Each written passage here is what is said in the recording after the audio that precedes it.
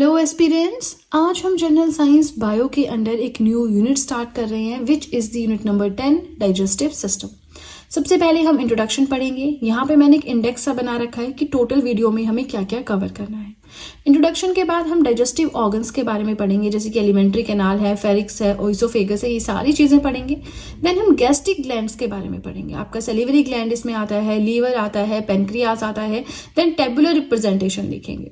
Mechanism of digestion of food, हमारे जो body है उसमें फूड कैसे डाइजेस्ट होता है। तो सिर्फ डाइजेशन हमारे स्टमक में नहीं होता है ना। 5 स्टेजेस हैं इसकी। कौन कौन सी हैं? Ingestion, digestion, absorption, assimilation and egestion. इन सब के बारे में भी हम इन डिटेल पढ़ेंगे। देन आता है disorders related to digestive system. हमारा अगर डाइजेस्टिव सिस्टम खराब हो जाए तो क्या क्या बीमारियां हमें लग सकती हैं, वो भी पढ़ेंगे।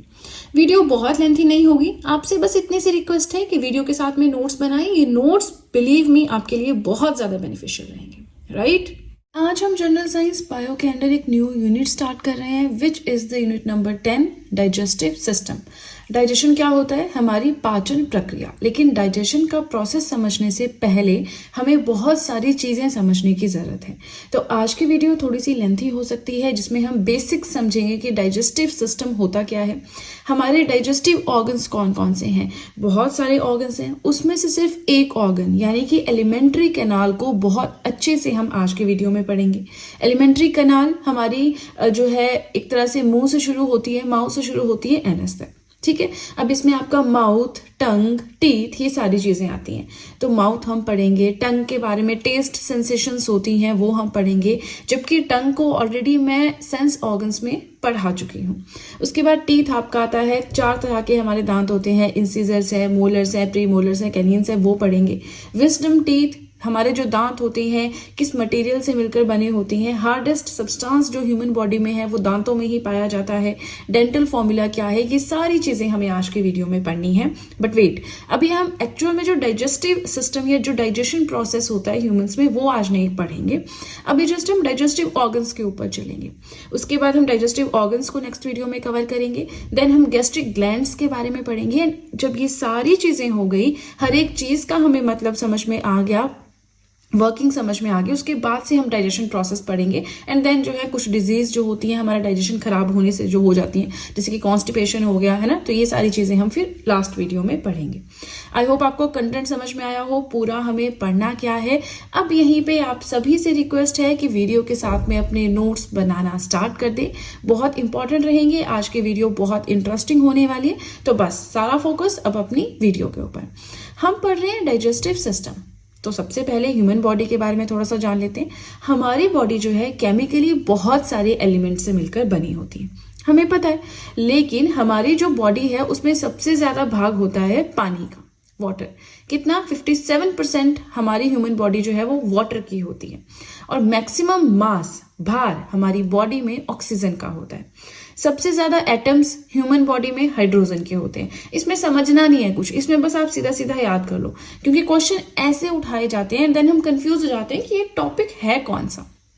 क्वेश्चन आ जाएगा कि ह्यूमन बॉडी में मैक्सिमम मास किसका होता है? ऑक्सीजन का होता है। ह्यूमन बॉडी में मैक्सिमम एटम्स किसके होते हैं? हाइड्रोजन के होते हैं। ह्यूमन बॉडी में मैक्सिमम चीज कौन सी होती है? वाटर होता है, ठीक है ना। नाउ ह्यूमन बॉडी जो होती है इसका जो 99% पार्ट है वो 6 एलिमेंट से मिलकर बना होता है। कौन से हैं वो 6 एलिमेंट्स? यहाँ पे लिखे हुए हैं मैंने, oxygen, carbon, hydrogen, nitrogen, calcium and phosphorus. ठीक है, ये तो बिल्कुल बेसिक सी चीजें हमने पढ़ी, इंपॉर्टेंट है। मैक्सिमम मास, मैक्सिमम एटम्स, मैक्सिमम एलिमेंट, ये सब चीजें ठीक है। अब हम आगे चलते हैं और थोड़ा सा ह्यूमन डाइजेस्टिव सिस्टम के बारे में पढ़ लेते हैं। डाइजेशन नहीं पढ़ रहे हैं, जस्ट डाइजेस्टिव ऑर्गन्स आज पढ़ेंगे, ये चीज मैं आपको बता दूं। ठीक है, चलिए ह्यूमन डाइजेस्टिव सिस्टम के बारे में बात करते हैं। तो क्यों जरूरत है हमें डाइजेशन करने की? किसी चीज को पचाने की क्या जरूरत है? क्या होता है डाइजेशन? देखिए, बायोमोलिक्यूल्स जो भी हम कंज्यूम करते हैं, आपको याद होगा मैंने एक टॉपिक पढ़ाया था बायोमोलिक्यूल्स का, या न्यूट्रिएंट्स बोल लो, जिसमें हमने कार्बोहाइड्रेट्स, फैट्स, विटामिन्स, प्रोटीन्स, ये सारी चीजें पढ़ी थी। तो हमने पढ़ा कि खाने से हमें ये सारी चीजें मिलती हैं। कैसे मिलती है? क्या हम फैट्स अलग से खाते हैं? क्या हम कार्बोहाइड्रेट्स अलग से खाते हैं? नहीं, हम तो खाना खाते हैं, वो तो फिर हमारी बॉडी में अंदर जाके वो अलग अलग होते हैं। कैसे होते हैं? चलिए देख लेते हैं। जो बायोमोलिक्यूल्स होते हैं यानी जो न्यूट्रिएंट्स होते हैं यानी जो फैट्स, कार्बोहाइड्रेट्स, विटामिन्स, प्रोटीन्स, ये सारी चीज़ें होती हैं जो हम खाने के थ्रू अपने पेट में लेके जाते हैं, खाते हैं, जो हम अपने इंटेक करते हैं, ये हमारी बॉडी डायरेक्टली यूटिलाइज नहीं करती है ओरिजिनल फॉर्म में कि खाना गया जी, थोड़ा सा खाना बाजू में भेज दो, थोड़ा सा टांग में भेज दो, नहीं, ऐसा नहीं होता है। इसके लिए एक प्रॉपर प्रोसेस होता है डाइजेशन। ठीक है, डाइजेशन क्या है? ऐसा प्रोसेस है जो पूरा का पूरा जो है हमारे खाने को पचाने में हेल्प करता है ना। फैट्स हमारे अलग जगह स्टोर होते हैं बॉडी में, हमें एनर्जी मिलती है। कई बार देखोगे ना, बहुत खाना खा ली तो नींद लग जाती है, लेकिन कई बार बहुत भूख लगी होती है ना, और जब हम खाना खा ले तो हमें बहुत एनर्जेटिक फील होता है। जैसे सुबह उठते हैं तो अच्छा नहा गए, तैयार हो गए, खाना खा लिया, उसके बाद बिल्कुल एनर्जेटिक फील करते हैं कि कुछ अच्छा काम कर लें, है ना। होता है ना कि सुबह सुबह एनर्जी बहुत होती है, रात होती है एनर्जी बहुत डाउन हो जाती है, तो वो डाइजेशन का भी कमाल होता है। ठीक है, अब ऐसा सिस्टम जो डाइजेशन के प्रोसेस में हेल्प करता है, that is known as digestive system. Human digestive system में हम पढ़ते हैं ऑर्गन्स एंड ग्लैंड्स के बारे में। गैस्ट्रिक ग्लैंड्स मैंने बताया, वो तो हम ऑब्वियसली इसी में पढ़ेंगे, गैस्ट्रिक ग्लैंड्स के अलग वीडियो आएगी। फिलहाल आप ऑर्गन्स यानी जो डाइजेस्टिव ऑर्गन्स है उन पे फोकस करो। हमारा डाइजेशन चलता कैसे है? अपटेक, हम कुछ खाते हैं, डाइजेशन वो पेट में पचता है, एलिमिनेशन मतलब एक्सक्रीट हो जाता है। ठीक है, चलिए फिलहाल हम बात करेंगे डाइजेस्टिव ऑर्गन्स के बारे में कि कौन कौन से डाइजेस्टिव ऑर्गन्स के बारे में हमें पढ़ाई करनी है। सबसे पहले है एलिमेंट्री कैनाल, जो कि हमारा आज का टॉपिक है। ठीक है, टीथ, टंग, माउथ, ये सब कुछ पढ़ेंगे। फेरिक्स है, ऑसियोफेगस फूड पाइप है, स्टमक है, स्मॉल इंटेस्टाइन है, लार्ज इंटेस्टाइन है, ये सारी चीजें पढ़ेंगे। लेकिन यहाँ से एलिमेंट्री कैनाल के बाद से नेक्स्ट वीडियो में, और एलिमेंट्री कैनाल आज के वीडियो में।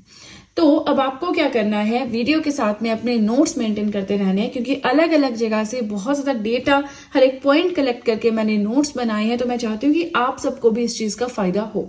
ऐसा नहीं है मार्केट में बुक्स अवेलेबल नहीं है, आप जितनी मर्जी बुक्स किसी भी सब्जेक्ट पे ले लो, हिस्ट्री पे ले लो, जनरल साइंस पे ले लो, आर्ट एंड कल्चर पे ले लो, एंशियंट पे ले लो, मतलब 5-6 बुक्स तो ऐसी हैं जो मेरी नॉलेज में है। और जो लोग तो दिल्ली में रहते होंगे उनके पास तो इतने सोर्सेज अवेलेबल है, अपने सामने बुक्स देख के वो परचेज कर सकते हैं। ठीक है ना, तो हजारों ऑप्शंस अवेलेबल हैं। ऐसा नहीं है कि आपके पास बुक्स या मटेरियल नहीं है, लेकिन किसी एक पे ट्रस्ट करके रिलाय करना, वो ट्रस्ट क्रिएट करना, वो बड़ी बात है। ठीक है, चलिए तो अब सीधे चलते हैं अपने सेकंड पेज की ओर। इसी के साथ वीडियो पसंद आ रही हो तो लाइक बटन जरूर प्रेस करें। स्टार्ट करते हैं with our first digestive organ which is the alimentary canal. बहुत लंबी सी ट्यूब होती है, 8 से 10 मीटर इसकी लेंथ होती है। हमारे माउथ से शुरू होती है एनस तक। जो पूरा प्रोसेस है इंजेशन का, डाइजेशन का, एब्जॉर्प्शन का, एसिमिलेशन का, वो हमारे एलिमेंट्री कैनाल में ही होता है। अब ये सारी चीजें क्या है, तो देखिए जब हम डाइजेशन का प्रोसेस पढ़ेंगे ना, जब मैकेनिज्म पढ़ेंगे, वहां पे ये चीजें आएंगी। तो बहुत ज्यादा दिमाग ना लगाते हुए इसको हम जो है सेकेंड या थर्ड या फोर्थ पार्ट आएगा उसमें हम इस चीज को पढ़ेंगे। ठीक है, तो ये जो पूरा प्रोसेस है फूड मटेरियल का, जिसमें डाइजेशन भी हो रहा है, एब्जॉर्प्शन भी हो रहा है, सब कुछ हो रहा है, ये एलिमेंट्री कैनाल के अंडर ही होता है। अब एलिमेंट्री कैनाल एक पाइप जैसी है ना, हमारे माउथ से लेकर एनस तक चलेगी, लेकिन इस पाइप में और भी चीजें आती है, जैसे हमारा माउथ है, टंग है, टीथ है, ये सारी चीजें हम आज पढ़ेंगे। माउथ माने हमारा मुंह, पहला पार्ट है डाइजेशन सिस्टम का, जिसमें हमारे दांत और जीभ आते हैं, जिसमें हम खाना अंदर डालते हैं, है ना। तो डाइजेशन स्टार्ट कहाँ से, हमारे मुंह से तो स्टार्ट हो रहा है। ठीक है, उसके बाद आती है टंग। अब टंग क्या है, सेंसरी ऑर्गन्स में बहुत ही ज्यादा अच्छे से मैंने आपको पढ़ा रखा है। ठीक है ना, एंड यस आप लोगों ने कहा था कि ये कलर नहीं यूज करना है, बट फिलहाल 1-2 जो नोट्स मैंने पहले से बनाए थे उनमें यूज हो गया है। आगे से आई विल डेफिनेटली ट्राई कि मैं इस कलर को यूज ना करूं। फिलहाल जो जो लिखा है मैं आपको बताती चलूंगी क्या लिखा है। जैसे यहाँ पे एलिमेंट्री कैनाल इटसेल्फ लिखा है, जहां आपको नहीं पता चलता कमेंट सेक्शन में पूछ लीजिए, नेक्स्ट वीडियो में बता दूंगी। हम बात कर रहे हैं टंग की, तो इन डिटेल ऑलरेडी पढ़ा चुकी है, बट कुछ फैक्ट्स हम आज उससे रिलेटेड पढ़ेंगे। जैसे कि वॉलेंट्री मूवमेंट करती है ना, मैं कुछ बोल रही हूँ तो जीभ की मूवमेंट हो रही होती है फॉरवर्ड बैकवर्ड। ठीक है, दूसरा आता है कि हमारी देखेंगे ना जीभ में थोड़ा मॉइस्चर होता है हमेशा ही। कोई खाने की चीज़, अच्छा पनीर है या कोई भी रसमलाई है, कोई भी मीठी चीज़, टेस्टी चीज़ जो आपको पसंद है, हम देखते हैं तो हमारे मुंह में पानी आ जाता है। तो वो जो मॉइस्ट होती है या जो नमी रहती है हमारी जीभ में हर बार, या जो बहुत सारा पानी आ जाता है, वो होता है म्यूकस की वजह से, क्योंकि हमारी टंग जो है वो म्यूकस को सिक्रेट करती है। Now this is important. Taste buds होते हैं हमारी टंग में, जो हमें बताती है कुछ चीज़ खट्टी है, कड़वी है, मीठी है ना, ये सब बताती है। टंग का काम क्या है, किसी चीज को चबाना, निगल लेना, स्वेलो कर लेना। ये हाईली मस्कुलर ऑर्गन है। अब ये है हमारी टंग, ठीक है। सबसे पीछे वाले पार्ट में हमें चीज बिटर लगती है, देन हमें इस वाले पार्ट में सोर लगती है, इस वाले पार्ट में सॉल्टी लगती है, यहाँ पे हमें सबसे आगे जीभ में मीठी लगती है। कई बार ना ये ओवरलैप भी कर जाते हैं, ठीक है, ओवरलैप भी कर जाते हैं। मैंने यहाँ पे ओवरलैप इसलिए नहीं किया, फिर अदरवाइज आपको समझ नहीं आता। अब कुछ बुक्स में आपको ऐसे मिलेंगे जैसे मैंने बनाए, लेकिन कुछ में ना ये ओवरलैप करवा दी, तो ऑब्वियसली ओवरलैप तो हो ही जाता है ना, तो वो आपने ध्यान रखना है। But sweet, salt, so, bitter, ये आपको याद रखना है सीक्वेंस, ठीक है। अब यहाँ पे हमें क्या पढ़ना है ना, कुछ फैक्ट्स हैं, वैसे ही कुछ फैक्ट्स हैं जो कि आपको वैसे भी पता होने चाहिए, ठीक है। और एग्जाम्स में आजकल यही ट्रेंड चला हुआ है कि टॉपिक जो कोई भी होगा, लेकिन उसमें से कुछ अजीब से फैक्ट्स आते हैं एग्जाम में और हम सोचते हैं कि अरे ये कहाँ से आ गया, है ना। तो वैसे कुछ फैक्ट्स मैंने यहाँ पे कवर करने की कोशिश की है। जैसे कि जो महिलाएं होती है ना, उनमें ज्यादा टेस्ट बड्स होते हैं देन मैन, मतलब महिलाएं ज्यादा डिटेक्ट कर पाती है कि कोई चीज एग्जैक्टली क्या टेस्ट है ना। मैन सिर्फ खट्टा मीठा कड़वा यही बोल पाते हैं, तो ज्यादा टेस्ट बड्स होते हैं वुमेन में, है ना। ज्यादा कलर्स की सेंस भी महिलाओं को होती है।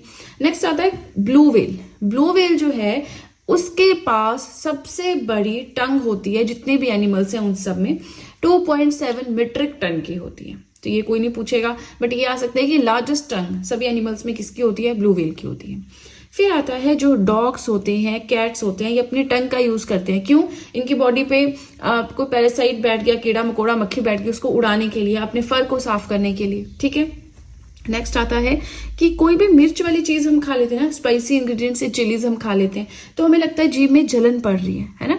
क्यों पड़ती है? क्योंकि हमारी जीभ में एक सब्सटेंस होता है कैप्सेसिन, CAPSAICIN, जिनको नहीं विजिबल हो रहा, बट मैं बताऊं कि बाकी कलर से ज्यादा ही विजिबल होता है मुझे ये वाला कलर, ठीक है। आई डोंट नो ऐसा क्यों होता है, मे बी रिकॉर्डिंग के टाइम कुछ और कलर शो होता। तो हमारे टेस्ट बड्स में एक सब्सटेंस होता है कैप्सेसिन, ठीक है। ये एक ऐसा रिसेप्टर है जिससे कोई मिर्च वाली चीज है तो ये हॉटनेस फील करवाता है कि बस करो और मत खाओ, है ना। हमारी जीभ में अलग अलग तरह के रिसेप्टर्स हैं, मीठे, खट्टे, कड़वे, नमकीन, है ना। तो वैसे ही ये भी एक होता है टेस्ट बड। नाउ एक रिसेप्टर है जो ये बताता है कि फूड कितना गर्म है ना। तो ये जो कैप्सेसिन है ये भी वैसा ही काम करता है। जो तोते होते हैं ना, पैरट्स होते हैं, उनमें ये चीज नहीं होती है, उनमें ये चीज नहीं होती है, जिसकी वजह से उनको मिर्च बहुत पसंद होती है। उनको जितनी मर्जी मिर्च दे दो, आप लाल मिर्च, हरी मिर्च खा लेते हैं, ठीक है। अब इनको आपको नोट्स में ऐड ऑन करना है, आपको लगता है इंपॉर्टेंट है, जिस एग्जाम के लिए आप प्रिपेयर कर रहे हैं उसमें इस तरह के क्वेश्चंस भी आते हैं, तो आप ऐड ऑन कर लें। अगर आपको लगता है कि इंपॉर्टेंट नहीं है तो यहाँ पे largest tongue of all animals ये डाल लें, एक ये कैप्सेसिन वाला कंसेप्ट डाल लें, ठीक है। चलिए, इसी के साथ हमारा ये सेकंड पेज भी होता है कंप्लीट। मुझे जरूर बताएं कमेंट सेक्शन में आप लोग नोट्स बना रहे हैं या नहीं, और आपको वीडियो कैसी लग रही है। पसंद आ रही हो तो फटाफट से लाइक कर दें, और अब सीधे चलते हैं अपने थर्ड पेज की ओर। सो नेक्स्ट हमें पढ़ना है टीथ के बारे में। एक तरह से हमारा लास्ट भी है आज का एलिमेंट्री कैनाल के अंदर, बट बहुत सारी चीजें हमें इसके अंदर पढ़नी है, ठीक है ना। तो थोड़ा सा ध्यान से सुनना है। वैसे टीथ एक अलग सा टॉपिक भी हो जाता है, लेकिन हम इसी में कवर कर रहे हैं तो ठीक है, एक ही बात है। अब हमारे दांत क्या होते हैं? Hard structures present in the mouth. अब छोटी छोटी चीजें आपको बताने की जरूरत नहीं है। हमारे माउथ में जो हार्ड स्ट्रक्चर होती है वो हमारे दांत होते हैं। हमारे डाइजेस्टिव सिस्टम का ये एक पार्ट होते हैं। ह्यूमंस में टोटल 32 टीथ होते हैं। काम क्या है? खाने को चबाना, जो भी हम खा रहे हैं उसको तोड़ना, छोटे छोटे पीसेस में निगल लेना, है ना। अब जो बच्चे होते हैं उनमें होते हैं 20 प्राइमरी टीथ। 4 महीने से 6 साल तक सारे दांत आ जाते हैं। फिर उसके बाद हम बेबी टीथ का कंसेप्ट पढ़ते हैं। हम बोलते हैं ना कि छोटे बच्चे हैं, ये तो आपके दूध के दांत हैं, इनका ध्यान रखो। दूध के दांत क्यों बोलते हैं? क्योंकि वो टूट के फिर उसके बाद पक्के वाले दांत आते हैं। तो बेबी टीथ बोलते हैं उन दूध के दांतों को, जो आपने भी अपनी भाषा में कभी ना कभी सुना होगा अपने पेरेंट्स से। तो बेबी टीथ फॉल कर जाते हैं and make room for permanent adult teeth. टूट जाते हैं, उसके बाद जो दूसरी बार दांत आते हैं ना, वो पक्के दांत होते हैं। और बोलते हैं ना कि अगर एक बार दांत, अब हमारे जो पक्के दांत हैं ये आ गए, जब ये टूट जाए तो फिर से दांत नहीं आता है, ठीक है। चलिए, इसी के साथ enamel, very very important. Enamel जो है हमारी ह्यूमन बॉडी का सबसे हार्ड सब्सटेंस होता है, जो कि हमारे दांत की आउटर प्रोटेक्टिव लेयर होती है। हमारे दांत में बाहर की साइड जो परत होती है उसे हम बोलते हैं एनामिल, और ह्यूमन बॉडी का सबसे हार्ड सब्सटेंस होता है ये, ठीक है। ये सारी बेसिक चीजें हैं। हाँ, लिखने में आपको टाइम लग रहा है, लेकिन जब रिवीजन करना होगा फटाफट से पढ़ेंगे। इसके लिए तो आपको आधा मिनट भी नहीं लगना चाहिए इस चीज को पढ़ने में। हाँ, एनामिल ये याद रखना है, और इसमें कुछ याद करने वाला है नहीं। 32 दांत होते हैं, सुनते आ रहे हैं। दूध के दांत है, सुनते आ रहे हैं बचपन से, है ना। यहाँ पे जस्ट सब चीजें इंग्लिश में, और क्या है। चलिए, ये बिल्कुल सिंपल बात थी, कोई बड़ा हुआ नहीं था। फिर आते हैं 4 टाइप्स ऑफ टीथ। अब अगर स्कूल में अच्छे से स्टडी किए हो तब तो याद भी रहे, लेकिन हमारा टाइम ही ऐसा था कि उसमें हमें फटाफट क्वेश्चन आंसर रटने होते थे एंड देन दैट्स इट। लेकिन जब हम गवर्नमेंट एग्जाम्स की प्रिपरेशन करने आते हैं तब पता चलता है कि चीजें तो इतनी ईजी थी जो हमने पूरी लाइफ में जिसका हुआ बना रखा है ना। बहुत सिंपल चीजें हैं, लेकिन हम स्कूल में क्वेश्चन आंसर फॉर्मेट में पढ़ते हैं। अंडरस्टैंडिंग फॉर्मेट आया ही नहीं मुझे लगता है इंडियन एजुकेशन सिस्टम में। अभी आया हो तो पता नहीं, बट हमारे टाइम पे क्वेश्चन आंसर वही चलता था। नाउ दांत जो है वो 4 तरह के होते हैं, इंसिजर्स, कैनिन्स, प्रीमोलर्स, मोलर्स। इनकी जो एक्सप्लेनेशन है ना बहुत सिंपल है, लेकिन हम यहाँ पे इस चीज को समझने वाली बात है, इस चीज को थोड़ा सा देख लेते हैं। हम बोलते हैं ना जॉज है, लोअर जॉ, अपर जॉ, जिसे हम अपने उसमें बोले तो जबड़ा बोलते हैं, है ना, जॉ। तो लोअर जॉ में आपके 16 दांत होते हैं, अपर जॉ में भी आपके 16 दांत होते हैं, टोटल हो गए 32। ठीक है, अब ये जो लोअर जॉ है इसको मैं एग्जांपल लेके चलती हूँ, है ना। इसको अपर जॉ मान लो, चाहे लोअर जॉ है जैसे, तो इसका हाफ पार्ट हम देखते हैं। हाफ पार्ट में कितने बचे? अपर जॉ में 16, लोअर जॉ में 16, ठीक है, टोटल 32। लोअर जॉ में 16 मतलब इसका हाफ अगर लेंगे तो 8 दांत होते हैं। उन 8 दांत में हम पढ़ेंगे कि इंसिजर कितने होते हैं, कैनिन्स कितने होते हैं, प्रीमोलर्स कितने होते हैं, मोलर्स कितने होते हैं। ठीक है, 2 होते हैं मोलर्स बिल्कुल पीछे वाले, फिर होते हैं प्रीमोलर्स, 3 होते हैं मोलर्स, 2 होते हैं प्रीमोलर्स, 1 होता है कैनिन, 2 होते हैं इंसिजर्स। यहाँ पे बनाया भी है मैंने 1 2 3 मोलर्स, 1 2 मोलर्स, 1 कैनिन, 2 इंसिजर्स। अब इसका डबल हो जाएगा पूरे जॉ में और उसका डबल हो जाएगा पूरे माउथ में। समझेंगे, चिंता नहीं करो आप अगर नहीं समझ में आ रहा है, बस देखते चलो, सुनते चलो। जो भी मैं बता रही हूँ, इंसिजर्स की बात करें तो हमें जो दिखाई देते हैं ना, जब हम स्माइल करते हैं, सामने जो दांत दिखाई देते हैं वो होते हैं इंसिजर्स। इनका सिंपल सा काम है किसी भी चीज को बाइट करना, तोड़ना। फिर आते हैं कैनिन्स, ये इंसिजर्स के थोड़े साथ वाले दांत होते हैं। जैसे कोई चीज हम ऐसे चीर के खाते हैं, जैसे मीट, जो लोग नॉन वेजिटेरियन होते हैं ऐसे चीर के खाते हैं ना वो मीट को, तो वो जो टीयर करने का काम है वो कैनिन्स का होता है। प्रीमोलर्स को बाइक्यूस्पिड्स भी कहा जाता है, क्रश करना, ग्रिंड करना, छोटे छोटे पीसेस में तोड़ना, वो काम होता है आपके प्रीमोलर्स का। फिर आते हैं मोलर्स, बिल्कुल पीछे वाली साइड में, है ना, ये होते हैं बिल्कुल in the very back of our mouth. इनका सबसे ज्यादा काम जो है च्यूइंग, चबाना इनका काम होता है। और जो च्यूइंग है, चबाने का सबसे ज्यादा काम है ना, 90% च्यूइंग जो है सबसे पीछे वाले पार्ट में, मोलर्स में ही होती है।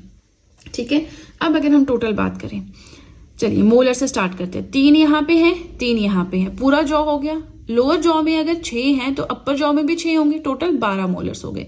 Same for premolar, same for canine, same for incisors. 12 molar होते हैं पूरे मुंह में, पूरे माउथ में। 8 प्रीमोलर्स, 4 कैनिन्स, 8 इंसिजर्स। अगर आपको ये समझ में नहीं आया है मुझे कमेंट सेक्शन में बताएं। नेक्स्ट वीडियो में पहले मैं ये बताऊंगी एंड देन फिर हम फर्दर स्टार्ट करेंगे, लेकिन साथ के साथ बताना है, ठीक है। अब ये मैंने यहाँ पे एक दांत सा बनाया है, ऐसा होता है दांत। तो इसका जो अपर पार्ट है जो हमें दिखाई देता है उसे हम बोलते हैं क्राउन। बीच वाले पार्ट को हम नेक बोलते हैं, जिसका पता ही नहीं चलता कहाँ पे दोनों को जोड़ने वाला पार्ट है। और जो रूट, जो बिल्कुल हमारे स्किन के अंदर होता है ना, उसको हम बोलते हैं रूट, जो हमें दिखाई नहीं देता है। ठीक है, चलिए हमने डायग्राम देख लिया। फिलहाल मोलर्स की 2 चीजें यहाँ पे रहेगी। मोलर्स में ही हमारे विजडम टीथ होते हैं, बोलते हैं जिनको पता नहीं आपने सुना होगा कि नहीं, जैसे लक्कड़दार बोलते हैं, है ना। तो मतलब कि आपके बोलते हैं कि जब इंसान मैच्योर हो जाता है तब वो आती है ना। सबको अलग अलग एज में आती है, कईयों को 60 की एज में आती है, कईयों को 12 की उम्र में भी आ जाती है। ठीक है, विजडम टीथ उनको बोलते हैं। और मेन च्यूइंग टीथ, चबाने का, च्यूइंग करने का सबसे ज्यादा काम मोलर्स में होता है। तो आई होप आपको समझ में आया, बिल्कुल सिंपल है, इसमें कुछ रटने वाला है ही नहीं।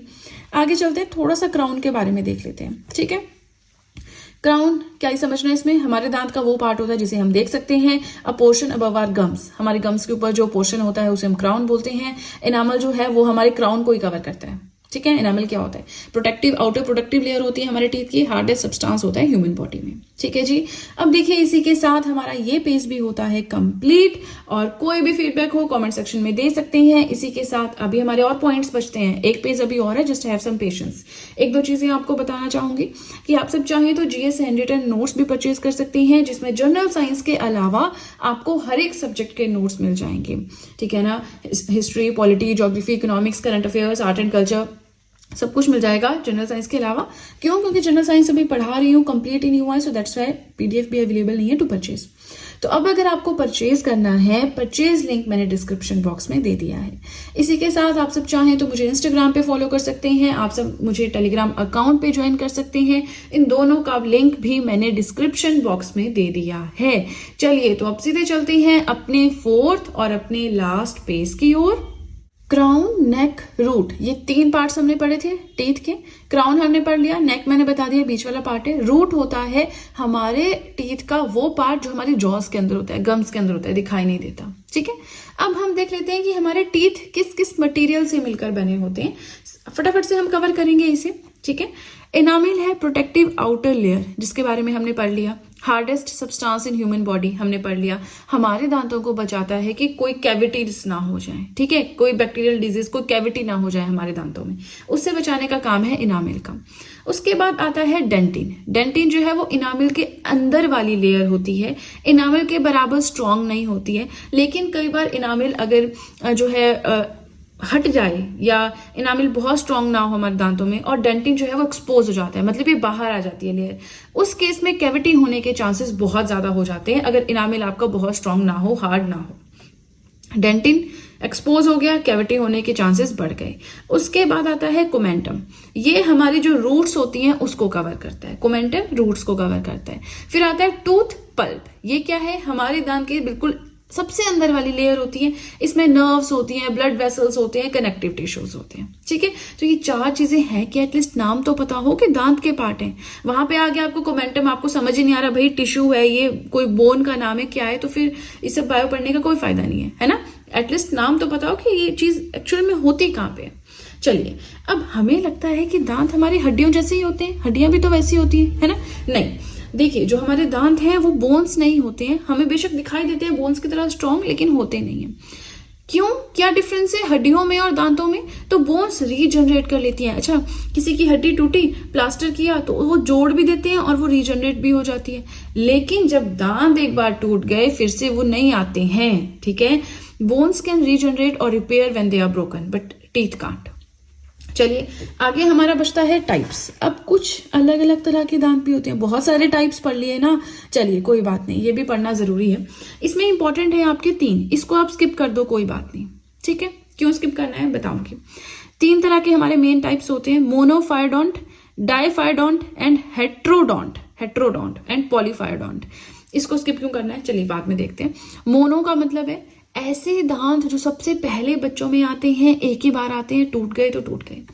डाइफाइडेंट होता है कि ऐसे दांत जो 2 बार आ जाते हैं। ठीक है, एंड हेट्रो होता है अलग अलग तरह के दांत हमारे फेस, हमारे माउथ में प्रेजेंट होते हैं। लेकिन पॉलीफाइडेंट जो है ये चीज ह्यूमंस के लिए नहीं है। इसमें दांत जितनी बार टूटेंगे, एनिमल्स में बार बार दांत आते रहते हैं, तो उनको कोई ऐसी दिक्कत नहीं है, लेकिन ये चीज ह्यूमंस में नहीं होती।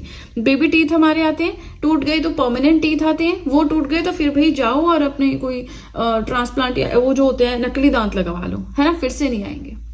बेबी टीथ, परमानेंट टीथ, इसके पहले और बाद में कुछ नहीं आता। ठीक है, तो इस चीज को आप स्किप भी करना चाहें कर सकते हैं। डाई माने 2 बार हम जिनके दांत लाइफ टाइम में आते हैं। मोनो माने सबसे पहले जो टीथ का सेट आता है बच्चों में, उन्हें हम मोनोफायडोंट बोलते हैं। हेट्रोडोंट अलग अलग तरह के टाइप्स हैं हमारे फेस में, हमारे माउथ में, है ना, तो उसके बारे में बात की है।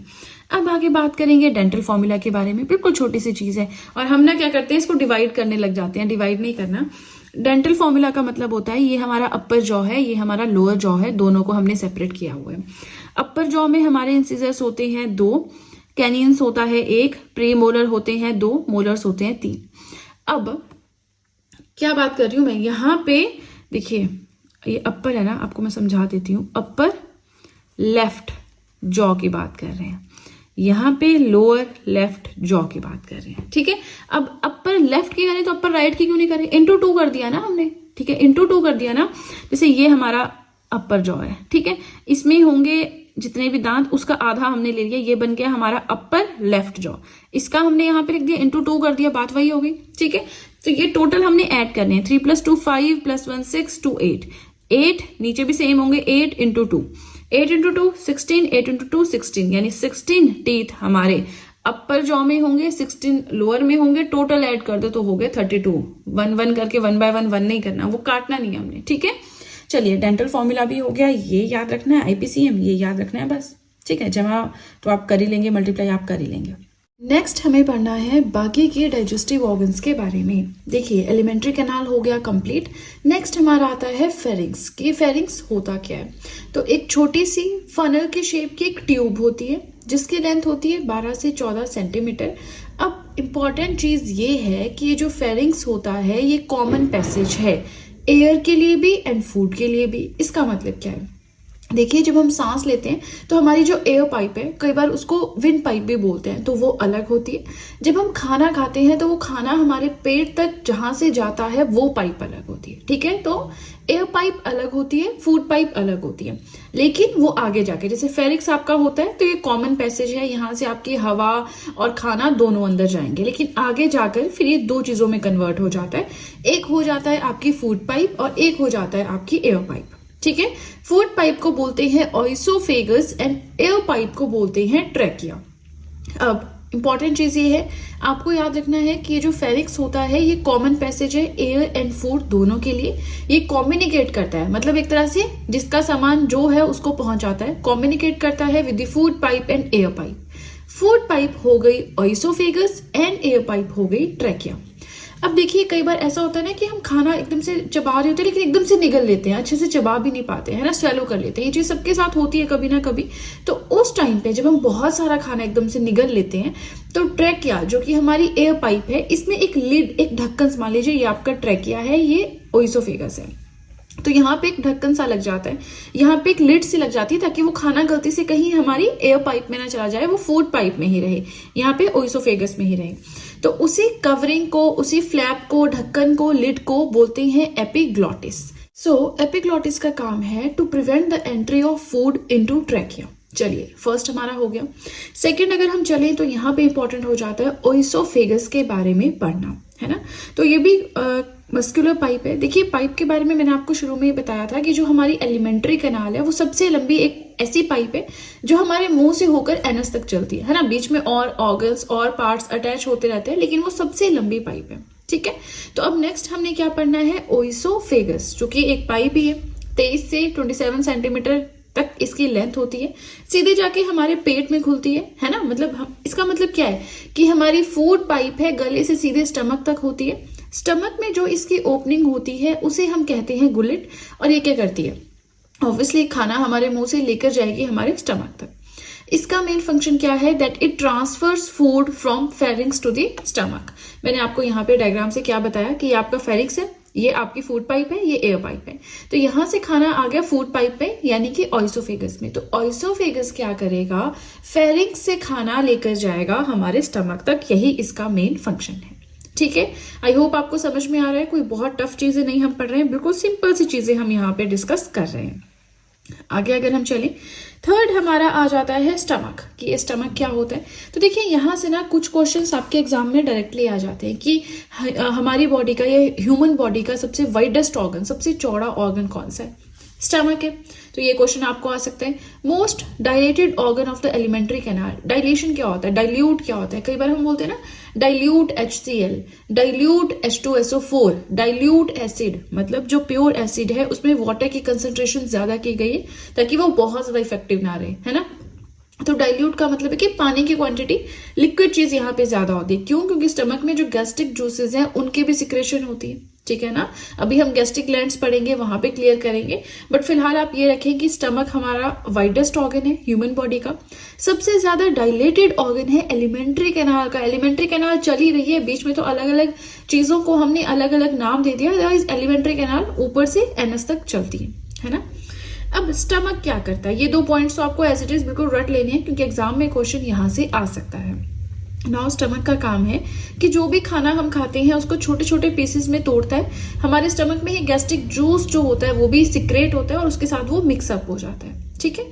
फूड हमारे स्टमक तक पहुंचने के बाद लिक्विफाइड हो जाता है, मतलब उतना हार्ड नहीं रहता। जैसे हम चपाती खाते हैं, चावल खाते हैं, तो वो हार्ड फॉर्म में होते हैं, सॉलिड फॉर्म में होते हैं, लेकिन हमारे स्टमक में आके वो लिक्विफाई हो जाते हैं before being released into the small intestine. Small intestine तक जाने से पहले ही वो हमारे स्टमक में लिक्विफाई हो जाते हैं।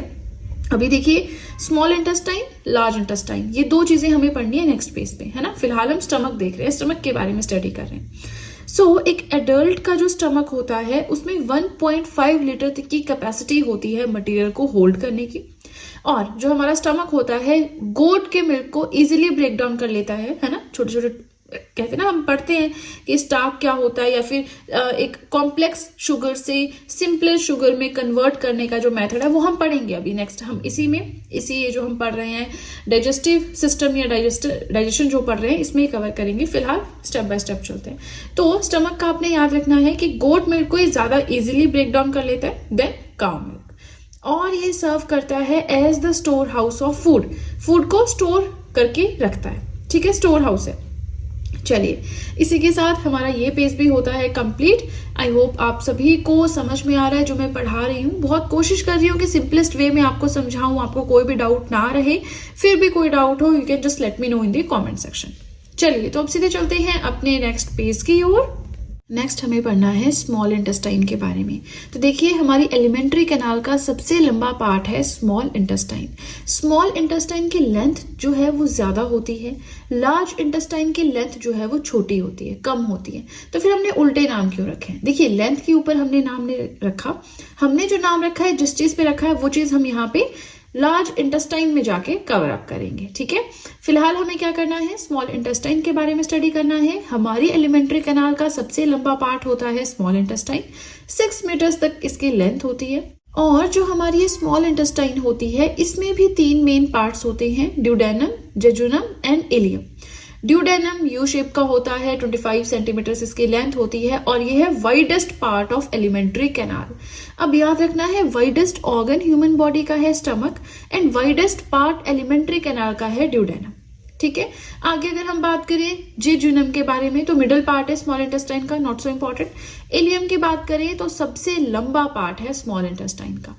अच्छा, एलिमेंट्री कैनाल जो है, अगर हम बात करें ह्यूमन बॉडी में सबसे लंबा पार्ट एलिमेंट्री कैनाल है, एलिमेंट्री कैनाल का सबसे लंबा पार्ट स्मॉल इंटेस्टाइन है, स्मॉल इंटेस्टाइन का सबसे लंबा पार्ट इलियम है। तो क्वेश्चन एग्जामिनर जैसे भी डाले, अगर आपने अच्छे से अंडरस्टैंड करके चीज को समझ के स्टडी की है तो डेफिनेटली आप उसका आंसर दे पाएंगे। बस 2 मिनट क्वेश्चन आराम से पढ़ लेना, क्योंकि जो ऑप्शंस होते हैं वो बहुत कंफ्यूजिंग होते हैं हमेशा ही।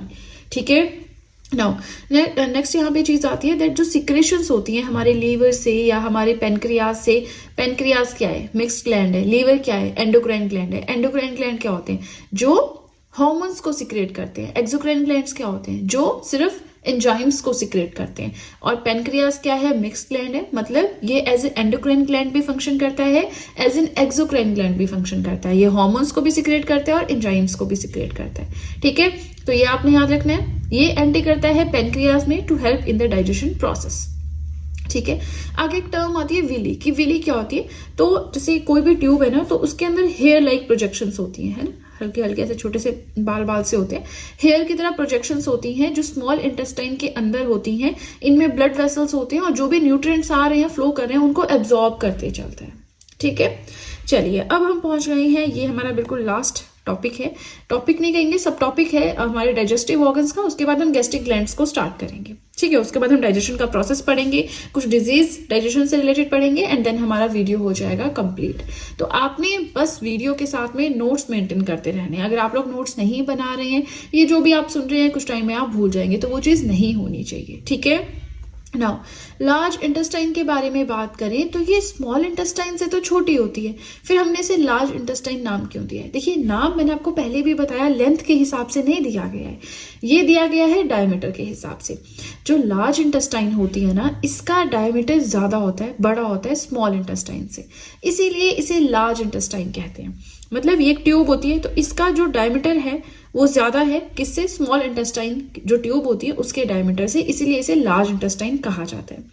लेंथ कितनी होती है? 1.5 मीटर्स। हमने स्मॉल इंटेस्टाइन की कितनी पढ़ी? 6 मीटर्स। तो डेफिनेटली ये छोटी है लेंथ में, है ना। नाउ वाटर की जो एब्जॉर्प्शन है, न्यूट्रिएंट्स की जो एब्जॉर्प्शन है, प्लस जो सॉलिड वेस्ट का एलिमिनेशन होता है, वो सारी चीजें हमारी लार्ज इंटेस्टाइन में होती हैं। उसके बाद आ जाता है लास्ट पार्ट, एनल कैनाल, जिसके थ्रू एग्जिट हो जाता है मटेरियल जो भी वेस्ट है ना।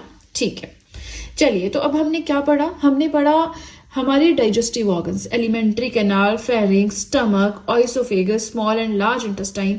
तो आई होप आपको कोई डाउट नहीं रहा है। ये चीज़ें मैं पहले ही पढ़ा रही हूँ, क्योंकि जब हम फंक्शनिंग पढ़ेंगे, डायरेक्टली डाइजेशन प्रोसेस पढ़ेंगे, तो मैं आपको नहीं बताऊंगी वहाँ पे लार्ज इंटेस्टाइन के बारे में, या फिर स्मॉल इंटेस्टाइन के पार्ट्स के बारे में, या फिर स्मॉल इंटेस्टाइन का लॉन्गेस्ट पार्ट कौन सा है। तो ये चीज़ें हम वहाँ पे डिस्कस नहीं करेंगे। हम डायरेक्टली नाम लेंगे, ये स्मॉल इंटेस्टाइन ऐसा करती है, लार्ज इंटेस्टाइन ऐसा करती है, एंड डायरेक्टली हम वहाँ पे पूरा डाइजेशन प्रोसेस पढ़ लेंगे। इससे वो ईजी हो जाएगा ना पढ़ना।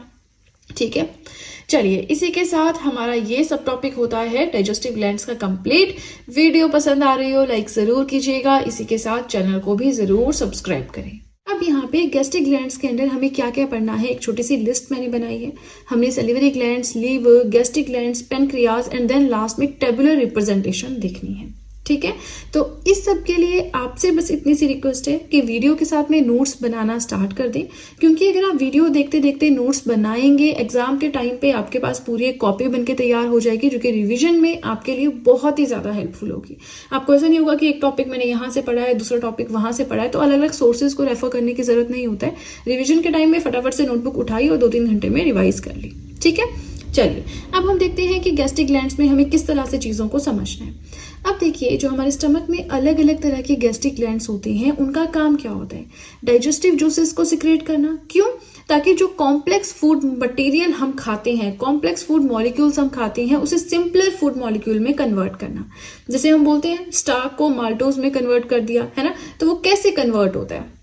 वो कन्वर्ट होता है इन डाइजेस्टिव जूसेस की हेल्प से, क्योंकि ये लिक्विफाई कर देते हैं। जो भी हम सॉलिड फॉर्म में खाना खाते हैं उसे लिक्विफाई कर देते हैं। ठीक है, चलिए आगे चलते हैं, स्टार्ट करते हैं विद द फर्स्ट ग्लैंड जो हमें आज की वीडियो में पढ़ना है, and that is the salivary gland. सबसे पहले इसे माउथ वाटरिंग ग्लैंड भी कहते हैं। ये एक एक्सोक्राइन ग्लैंड है। एक्सोक्राइन ग्लैंड क्या करता है? सिर्फ एंजाइम्स को सिक्रेट करता है। एंडोक्राइन ग्लैंड क्या करता है? सिर्फ हार्मोन्स को सिक्रेट करता है। और जो मिक्स्ड ग्लैंड होता है, कौन सा है मिक्स्ड ग्लैंड? चलिए फटाफट से मुझे कमेंट सेक्शन में बताएं। तो जो मिक्स्ड ग्लैंड होता है वो as an endocrine and as an exocrine दोनों की तरह वर्क करता है। मतलब वो हार्मोन्स को भी सिक्रेट करता है और एंजाइम्स को भी सिक्रेट करता है। हम क्या पढ़ रहे हैं? हम पढ़ रहे हैं कि सैलिवरी ग्लैंड हमारा एक्सोक्राइन ग्लैंड है, मतलब एंजाइम्स को सिक्रेट करता है। जो भी इसका डिस्चार्ज होता है वो डायरेक्टली हमारा ओरल कैविटी, हमारे मुंह में होता है। ठीक है, नाउ ह्यूमंस में 3 पेयर्स होते हैं सैलिवरी ग्लैंड्स के। कौन कौन से? Parotid, sublingual and submandibular. अब इसके आगे क्या फंक्शंस हैं? देखिए, इतने डिटेल में आपको नहीं जाना है, आपको जस्ट इस तरह से पढ़ना है। जनरल साइंस एग्जाम में मेंशन रहता है, इस तरह से हमें स्टडी करनी है कि हमें कोई डॉक्टरी की डिग्री नहीं चाहिए, हमें जस्ट कोई भी एग्जाम क्लियर करना है तो उसके हिसाब से एग्जाम पर्सपेक्टिव से तैयारी करनी है। किसी भी सब्जेक्ट में डेप्थ में जाने की जरूरत नहीं है। पढ़ते पढ़ते हमेशा ये होता है कि जो भी पढ़ रहे हैं उसमें इंटरेस्ट क्रिएट हो जाता है और उसके बारे में और जानने की कोशिश करते हैं। वो चीज़ नहीं करनी, जितना लिखा है उसको रिवाइज करो। हाँ, जो चीज़ ऑब्वियसली जिस चीज़ की आपको अंडरस्टैंडिंग होनी चाहिए, जो चीज़ आपको नहीं समझ आ रही उसे आप गूगल कर सकते हैं। ठीक है, बट एक टॉपिक पे बहुत टाइम नहीं देना है। हम पढ़ रहे हैं सैलिवरी ग्लैंड के बारे में। हमने जाना कि ह्यूमन में 3 तरह के पेयर्स जो हैं इसके होते हैं। कौन कौन से हमने पढ़ लिया। नाउ ये जो ग्लैंड होता है हर एक दिन 1.5 लीटर ऑफ सलाइवा प्रोड्यूस करता है। 1.5 लीटर सलाइवा हर दिन प्रोड्यूस करता है। ठीक है ना, तो क्वेश्चन आ सकता है कि कौन सा फ्लूइड को सिक्रेट करता है? सलाइवा। जिसकी नेचर कैसी होती है? न्यूट्रल होता है, एसिडिक होता है, बेसिक होता है, एल्कलीन होता है। तो उसकी नेचर होती है एसिडिक। और पीएच कितनी होती है? 6.8। देखिए 7 अगर है मतलब न्यूट्रल है, 7 से कम अगर है मतलब एसिडिक है, 7 से ज्यादा अगर है मतलब बेसिक है। नाउ जो हमारा सलाइवा है वो मिक्सचर होता है वाटर का और इलेक्ट्रोलाइट्स का, जो मेनली कहाँ से डिराइव किए जाते हैं? ब्लड प्लाज्मा से, सीरम फ्लूइड से। ठीक है, नाउ इसी के साथ हमने पढ़ा कि सैलिवरी ग्लैंड एंजाइम्स को सिक्रेट करता है ना। हमने पढ़ा कि ये एक्सोक्राइन ग्लैंड है और एक्सोक्राइन ग्लैंड हमेशा ही एंजाइम्स को सिक्रेट करता है, कभी भी हार्मोन्स को सिक्रेट नहीं करता है। तो अगर सैलिवरी ग्लैंड एक्सोक्राइन ग्लैंड है और अगर ये एंजाइम्स को सिक्रेट करता है तो कौन कौन से हैं वो एंजाइम्स जिसके बारे में हम बात कर रहे हैं? एक है हमारा ptyalin. Just give me a minute. Okay, period just हमारा हो गया। अब हम यहाँ पे देखते हैं, तो एक हमारा है टाइलिन, ठीक है, दूसरा हमारा है लाइजोजाइम। अब दोनों के क्या क्या फंक्शंस हैं वो देख लेते हैं। जो हमारा टाइलिन है यहाँ पे, ये एक कैटलिस्ट की तरह काम करता है। कैटलिस्ट क्या होता है? जो किसी भी चीज को फटाफट से प्रोसेस को करवाता है, लेकिन प्रोसेस का केमिकल कॉम्पोजिशन नहीं चेंज करता है। ठीक है, now a catalyst that accelerate the process of hydrolysing carbohydrates into simple sugars. Ptyalin एक ऐसी चीज है जो कार्बोहाइड्रेट्स को सिंपल शुगर में कन्वर्ट करने का काम फटाफट से कर देता है, लेकिन उसकी जो प्रोसेस है ना उसको उसकी स्पीड बढ़ाता है, किसी भी प्रोसेस की स्पीड बढ़ाता है, ठीक है। और ये रिस्पॉन्सिबल है for degrading starch into simpler carbohydrate structures just maltose. वही चीज स्टार्क को माल्टोज में कन्वर्ट करने का काम वैसे तो होता रहेगा स्लो मोशन में, लेकिन जब टाइलिन यानी ये एंजाइम हमारे माउथ में सिक्रेट होता है तो ये काम फटाफट से हो जाता है। नेक्स्ट हमारा आता है लाइसोजाइम। देखिए बहुत डिटेल में नहीं समझना, बट टाइलिन करता क्या है, स्पीड अप कर देता है काम को, कैटलिस्ट है ना। ना लाइसोजाइम क्या होता है, एंटी बैक्टीरियल एजेंट है। अब इसका काम क्या है, तो देखिए पहली चीज एक इंपॉर्टेंट पार्ट है हमारे non specific immune defence system का। हमारी इम्यूनिटी स्ट्रांग रहे। कई लोग होता है ना कि एकदम से सर्दी जुकाम हो जाता है, एकदम से बीमार हो जाते हैं। कई लोग ऐसे होते हैं कि किसी बीमार आदमी के साथ भी रहेंगे लेकिन फिर भी बीमार नहीं होंगे, तो हम बोलते हैं यार तेरी इम्यूनिटी तो बड़ी स्ट्रांग है। तो वो इम्यूनिटी पहली चीज तो रिस्पॉन्सिबल है व्हाइट ब्लड सेल्स, है ना, ब्लड में मैंने बहुत अच्छे से पढ़ा है। उसके अलावा जो हमारा लाइसोसोम है ये भी एंटी बैक्टीरियल एजेंट है। ये क्या करता है, कोई भी बैक्टीरिया जो कोशिश करता है हमारी बॉडी में आने की उसे डिस्ट्रॉय कर देता है, ठीक है। तो याद रखना टाइलिन एक कैटलिस्ट है और लाइसोजाइम एक एंटी बैक्टीरियल एजेंट है, और ये दोनों खुद में एंजाइम्स हैं जो कि सेलिवरी ग्लैंड के थ्रू सिक्रेट किए जाते हैं। ये चीजें आपको याद रखनी है, ठीक है। बस आप सभी से यही रिक्वेस्ट है कि वीडियो के साथ में नोट्स जरूर बनाएं। देखिए आपके लिए बहुत मेहनत करके मैं वीडियोस बनाती हूँ, तो अगर आप लोग इस मेहनत का फायदा उठाएंगे मुझे बहुत अच्छा ये लगेगा, ठीक है। चलिए इसी के साथ वीडियो पसंद आ रही हो तो लाइक जरूर कीजिएगा, और अब सीधे चलते हैं अपने सेकेंड पेज की ओर। नेक्स्ट हमें पढ़ना है लीवर के बारे में। तो देखिए ह्यूमन बॉडी का सबसे बड़ा ग्लैंड है, कहाँ पे लोकेटेड होता है, तो जो राइट सेक्शन होता है हमारे जो स्टमक आप बोल लो, है ना, हमारा जो एब्डोमिनल कैविटी होती है, हमारा जो स्टमक होता है उसके बिल्कुल राइट सेक्शन में ऊपर वाली साइड को लोकेटेड होता है। इसका वेट होता है अराउंड 1.5 kg, लेकिन ये भी अलग अलग होता है। मेल्स में हैवी होता है, फीमेल्स में थोड़ा बहुत हैवी नहीं होता, मतलब थोड़ा लाइट होता है ना, वेट थोड़ा सा फर्क होता है। तो ये नहीं पूछते इतना है कि वेट जो है 1.5 kg के अराउंड होता है, मेल्स में इतना होता है, फीमेल्स में इतना होता है। आप अपने नोट्स को थोड़ा और स्पेसिफाई कर सकते हो। और जो लीवर है ये 2 लोब्स में डिवाइडेड होता है, मतलब 2 पार्ट्स में डिवाइडेड होता है। और ये जो 2 पार्ट्स होते हैं, ये जो 2 लोब्स होते हैं, एक दूसरे से कनेक्टेड होते हैं एक कनेक्टिव टिश्यू के थ्रू, जो कि है ग्लिसन्स कैप्सूल, ठीक है। लीवर के 2 पार्ट्स होते हैं, 2 लोब्स होते हैं जो कि ग्लिसन्स कैप्सूल के थ्रू कनेक्टेड होते हैं। अब हर एक जो ये लोब होता है, लॉब्यूल होता है, ये भी 2 रेडिकल रो से मिलकर बनाता है। मतलब इसका मतलब है कि इस तरह से हेप्टिक सेल्स होते हैं, उनसे मिलकर जो है ये जो लोब है हमारा या जो लॉब्यूल है ये बना होता है। अब ना क्वेश्चन ऐसा आता है कि हेपेटिक सेल्स आपको कहाँ मिलेंगे, है ना, तो आपको वो कहाँ पे मिलेंगे, जो लीवर के लोब्स हैं या लॉब्यूल्स हैं उनमें मिलेंगे। ये हेपेटिक सेल्स क्या करते हैं, हेपरिन को सिक्रेट करते हैं, है ना, किसमें, ब्लड में, ताकि हमारे ब्लड में क्लॉटिंग ना हो। एंटी क्लॉटिंग एजेंट कौन सा है वो भी मैंने बताया है। ब्लड क्लॉटिंग क्यों जरूरी है, क्यों जरूरी नहीं है, दोनों के अपने अपने हमने पढ़े थे यूजेस, तो वो भी मैंने आपको बताया। उसके लिए ब्लड वाली वीडियो आपको मेरी बायो की देखनी पड़ेगी। उसके लिए आपको बायो की पूरी वीडियो, जितनी भी वीडियोस हैं वो सीक्वेंस पे देखनी होगी, ताकि लाइन बाय लाइन आप देखिए और आपके वीडियो को देखते देखते नोट्स भी बन जाएं। और वो चीज़ आपको कहाँ पे मिलेगी, या तो आप मेरे यूट्यूब चैनल पे जाएं, प्लेलिस्ट सेक्शन पे जाएं, वहां पे जाके बायोलॉजी हैंड रिटन नोट्स की प्लेलिस्ट ढूंढ सकते हैं, या फिर आप डिस्क्रिप्शन बॉक्स में जाएं, वहां पे सबसे टॉप पे जो मैंने लिंक दिया है वो बायो की प्लेलिस्ट का ही है, ठीक है। तो ना आपने शब्द याद रखने होते हैं। जैसे लीवर है, सबसे बड़ा ग्लैंड है ह्यूमन बॉडी का, 2 पार्ट से मिलकर बना है, दोनों पार्ट्स को कनेक्ट करता है जो टिश्यू, उसका नाम है ग्लिसन्स कैप्सूल। हर एक पार्ट में बहुत सारे सेल्स होते हैं जिन्हें हेपेटिक सेल्स बोलते हैं। हेपेटिक सेल्स हेपरिन को सिक्रेट करते हैं हमारे ब्लड में, जो कि ब्लड क्लॉटिंग को प्रिवेंट करता है। इसी के साथ जो लीवर सेल्स होते हैं जिन्हें हम बोल रहे हैं हेपेटिक सेल्स, ये सिंथेसाइज करता है इंपॉर्टेंट ब्लड प्रोटीन। सिंथेसाइज करता है मतलब खुद से बनाता है 2 इंपॉर्टेंट ब्लड प्रोटीन्स। कौन कौन से हैं, फिब्रिनोजेन एंड प्रोथ्रोम्बिन, जो हेल्प करते हैं क्लॉटिंग में, ठीक है ना। अब आपने याद रखना है कौन सी चीज क्लॉटिंग में हेल्प करती है, कौन सी चीज क्लॉटिंग को प्रिवेंट करती है। क्लॉटिंग का होना जरूरी है कि कहीं एक्सीडेंट हो गया तो बहुत ज्यादा ब्लड लॉस ना हो जाए, लेकिन क्लॉटिंग खराब भी है। खराब क्यों है कि अगर क्लॉटिंग हो जाए, बिल्कुल भी ब्लड लॉस ना हो और सीधे क्लॉटिंग हो जाती है कई बार, तो उससे आपको दिमागी तौर पे फर्क पड़ सकता है ना, मेंटल लेवल पे फर्क पड़ सकता है। आप चीजों को समझ नहीं सकते, आपकी सही गलत की क्षमता चली जाती है, तो वो भी थोड़ा सा रहता है, ठीक है। तो क्लॉटिंग जरूरी भी है, नहीं भी जरूरी है, कितने हद तक जरूरी है वो सब आप समझ लेंगे, है ना। आप एक बार ब्लड वाली वीडियो जरूर देखिए, वहां पे मैंने एग्जाम्पल्स के थ्रू समझाया है। अब अगर हम आगे चलें तो हम यहाँ पे देखेंगे कि कुछ फंक्शंस भी मैंने यहाँ पे लीवर के लिखे हुए, फटाफट से हम इन्हें डिस्कस करेंगे, बहुत लंबा नहीं बनाएंगे वीडियो को। पहला है प्रोडक्शन ऑफ बाइल। तो हमेशा आता है कि बाइल जूस की प्रोडक्शन कहाँ होती है, लीवर में होती है। लीवर क्या करता है, बाइल जूस को सिक्रेट करता है जिसकी पीएच है 8.6, मतलब बेसिक है। अब ये बाइल जूस सिक्रेट तो लीवर में होता है, लेकिन स्टोर ये सीधा जाके गॉल ब्लैडर में होता है। गॉल ब्लैडर में इसकी पीएच हो जाती है 7.6, क्योंकि वहां भी वो अपने जूस सिक्रेट करता है, तो ये थोड़ा ज्यादा जो है लिक्विफाई हो जाता है, डाइल्यूट हो जाता है, ठीक है ना। नाउ अबाउट 500 से 1000 मिलीलीटर की बात करें, मतलब 1 लीटर के अराउंड का बाइल डेली जो है, बाइल जूस डेली जो है वो लीवर के द्वारा एक दिन में सिक्रेट किया जाता है। गॉल ब्लैडर की बात करें, एक मस्कुलर ऑर्गन है, हमारे लीवर के बिल्कुल नीचे होता है। बाइल जूस को टेम्पररी स्टोर करता है, बाइल को प्रोड्यूस नहीं करता है, प्रोड्यूस बाइल जूस को लीवर करता है, लेकिन उसे टेम्पररी स्टोर गॉल ब्लैडर करता है। और ये हेल्प करता है in making bile more concentrated. Concentrated का मतलब है कि कोई भी चीज है उसको लिक्विफाई करना, उसमें थोड़ा सा पानी ऐड करना है, तो कंसंट्रेट करता है। जो भी बाइल जूस इतनी पीएच के साथ यहाँ पे आए, उसमें पानी मिला के उसको ऐसा कर देगा, ठीक है।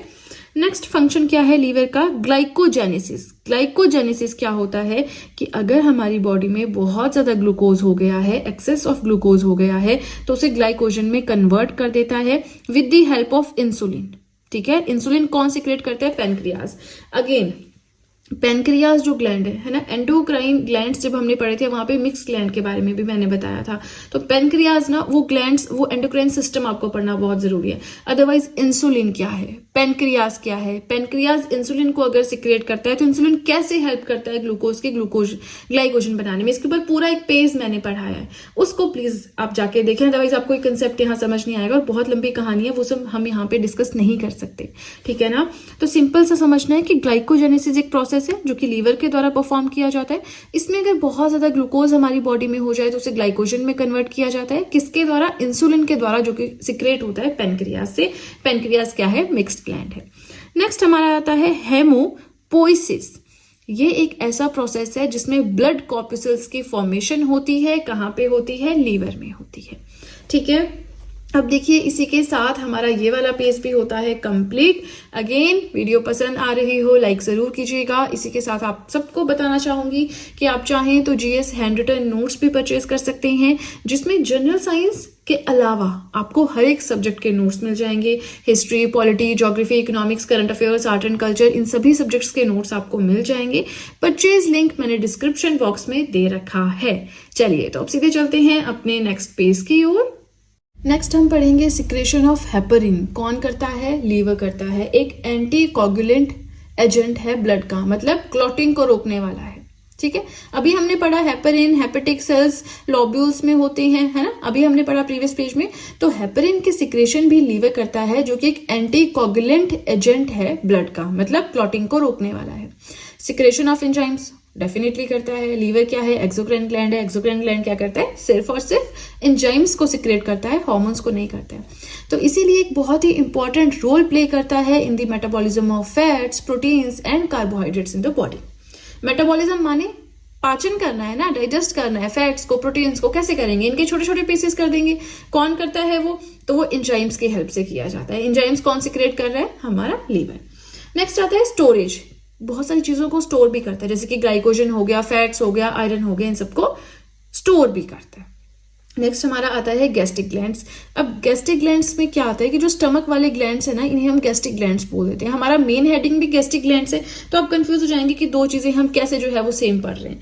तो देखिए वो हम ओवरऑल इन सबको गैस्ट्रिक ग्लैंड्स का नाम इसलिए दे रहे हैं क्योंकि गैस्ट्रिक जूसेस प्रोड्यूस करते हैं, जो कि हमारे डाइजेशन में और भी मेटाबॉलिज्म में हेल्प करती हैं, है ना। लेकिन यहाँ पे हम स्पेसिफिकली बात कर रहे हैं कि जो स्टमक के ग्लैंड्स हैं उन्हें हम गैस्ट्रिक ग्लैंड्स बोलते हैं। 3 तरह के ये होते हैं। इसमें जो सेल्स होते हैं ना वो 3 तरह के होते हैं, chief cells, oxyntic cells and mucus cells. Chief cells को पेप्टिक सेल्स भी बोलते हैं। ये सिक्रेट करते हैं गैस्ट्रिक एंजाइम्स को। आपको ना बहुत डेप्थ में नहीं पढ़ना होता। अच्छा, म्यूकस सेल्स कहाँ पे होते हैं, ऑक्जेंटिक सेल्स कहाँ पे होते हैं, आपको इस तरह से क्वेश्चन आ जाए तो ये तो पता होना चाहिए कि गैस्ट्रिक ग्लैंड स्टमक में होते हैं, ठीक है। अब यहाँ पे हमारा ऑक्जेंटिक सेल्स क्या करते हैं, हाइड्रोक्लोरिक एसिड को सिक्रेट करते हैं। म्यूकस सेल्स को गॉबलेट सेल्स भी बोलते हैं। तो सारी चीजें आपने याद रखनी है। नेक्स्ट आता है गैस्ट्रिक जूस। इसकी pH कितनी होती है 1.5 से 2.5 तक, मतलब बहुत ज़्यादा एसिडिक होता है। देखिए ये हमारी pH स्केल है, ये हो गया हमारा 0, फिर हमारा चलता है 1 2 3 4, है ना, ऐसे करके चलता है। तो जैसे आप यहाँ से यहाँ को चलते हैं ना, तो ये चीज़ ज़्यादा एसिडिक होती है, यहाँ पे जो डिजिट है वो कम एसिडिक होता है।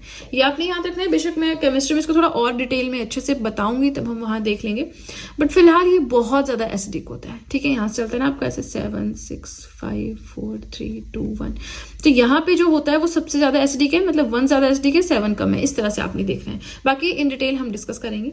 नेक्स्ट आता है कि ह्यूमन बॉडी में पर डे जो गैस्ट्रिक जूस सीक्रेट है वो 2000 से 3000 ml। गैस्ट्रिक जूस में सब कुछ आ गया, आपका पेनक्रियाटिक जूस है, आपका लीवर वाला जो जूस हमने बाइल जूस पढ़ा वो पूरा आ गया ओवरऑल। ठीक है, नेक्स्ट आता है पेनक्रियाज। तो पेनक्रियाज के ऊपर बहुत लंबी चौड़ी कहानी मैंने ऑलरेडी आपको एंडोक्राइन सिस्टम में पढ़ाई है, इसलिए मैंने यहाँ पे बहुत ज्यादा नहीं लिखा, क्योंकि क्वेश्चन आपको आएगा तो एग्जामिनर ये नहीं पूछेगा कि अच्छा जी आपने डाइजेस्टिव सिस्टम में पढ़ा था या आपने एंडोक्राइन सिस्टम में। क्वेश्चन अगर आप कर पा रहे हैं then well and good, otherwise आप जितना मर्जी पढ़ लो सब बेकार है ना। तो पेनक्रियाज हमने एंडोक्राइन सिस्टम में पढ़ा है ना, काइंडली जाके वो वीडियो देखें। फिलहाल हम थोड़ा सा देख लेते हैं। मिक्स्ड ग्लैंड है जिसका वेट होता है 60 ग्राम्स के अराउंड। ये एक एल्कलीन पेनक्रियाटिक जूस को सिक्रेट करता है जिसमें एंजाइम्स एंड हार्मोन्स दोनों होते हैं। शुरू से क्या बोल रही हूँ मैं, मिक्स्ड ग्लैंड है, mixed gland enzymes and hormones दोनों को सिक्रेट करता है। एंडोक्राइन ग्लैंड सिर्फ हार्मोन्स को सिक्रेट करते हैं, एक्सोक्राइन ग्लैंड सिर्फ और सिर्फ एंजाइम्स को सिक्रेट करते हैं। ठीक है, अब देखिए जो भी तक हमने पढ़ना था ना वो कंटेंट तो हमारा कंप्लीट होता है, लेकिन हमारी टेबुलर रिप्रेजेंटेशन बचती है। तो टेबुलर रिप्रेजेंटेशन के लिए हमें नेक्स्ट पेज पे चलना होगा, बट उस सबसे पहले आप सभी से रिक्वेस्ट है कि आप सब चाहें तो मुझे इंस्टाग्राम पे फॉलो कर सकते हैं, आप सब चाहें तो मुझे टेलीग्राम अकाउंट पे ज्वाइन कर सकते हैं। दोनों का ही लिंक मैंने डिस्क्रिप्शन बॉक्स में दे रखा है।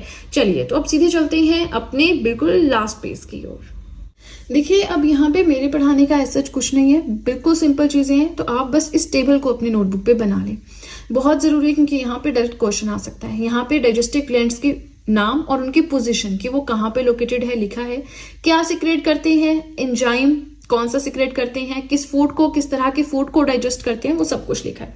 जैसे कि let's start with the first one, salivary gland है, ओरल कैविटी में होता है, सलाइवा को सिक्रेट करता है, सेलिवरी अमाइलेज को सिक्रेट करता है जो कि एक एंजाइम है, और स्टार्क को कन्वर्ट करता है सिंपलेस्ट शुगर में, यानी कि स्टार्क को माल्टोज में कन्वर्ट करते हैं।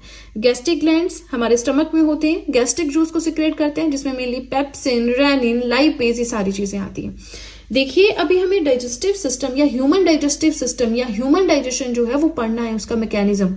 अभी तक हम ऑर्गन्स एंड ग्लैंड्स कवर करें ताकि जब हम डाइजेशन पढ़ेंगे या जब हम मेटाबॉलिज्म का प्रोसेस पढ़ेंगे बिल्कुल हम उसको फिर वहां पे हम नहीं पढ़ेंगे कि सेलिवरी ग्लैंड क्या करता है, टाइलिन क्या करता है, हम सीधे उसके वर्किंग पढ़ेंगे। इसलिए मैं हर एक चीज आपको पहले पढ़ा रही हूँ, ठीक है, वहां जिक्र होगा इन सबका, वैसे टेंशन लेने की जरूरत नहीं है। गैस्ट्रिक ग्लैंड्स आपके जो एंजाइम सिक्रेट करते हैं वो है pepsin, rennin and lipase. It is याद कर लो, ये protein, milk and lipids, lipids भी फैट्स ही होते हैं, है ना, तो उन सबको डाइजेस्ट करने में हेल्प करते हैं। फिर आता है आपका लीवर, स्टमक के ऊपर होता है लोकेटेड, बाइल जूस को सिक्रेट करता है जो कि टेम्परेरी कहाँ स्टोर होता है, आपके गॉल ब्लैडर में, और जो लार्ज फैट्स के ड्रॉपलेट्स हैं उन्हें एमल्सिफाई करता है। नेक्स्ट आता है पेनक्रियाज, मिक्स्ड ग्लैंड है, स्टमक के बिल्कुल पीछे होता है। पेनक्रियाटिक जूस को ये सिक्रेट करता है, अमाइलेज, लाइपेज को सिक्रेट करता है जो कि एंजाइम्स है, कार्बोहाइड्रेट्स, फैट्स, प्रोटीन्स इन सबको डाइजेस्ट करता है।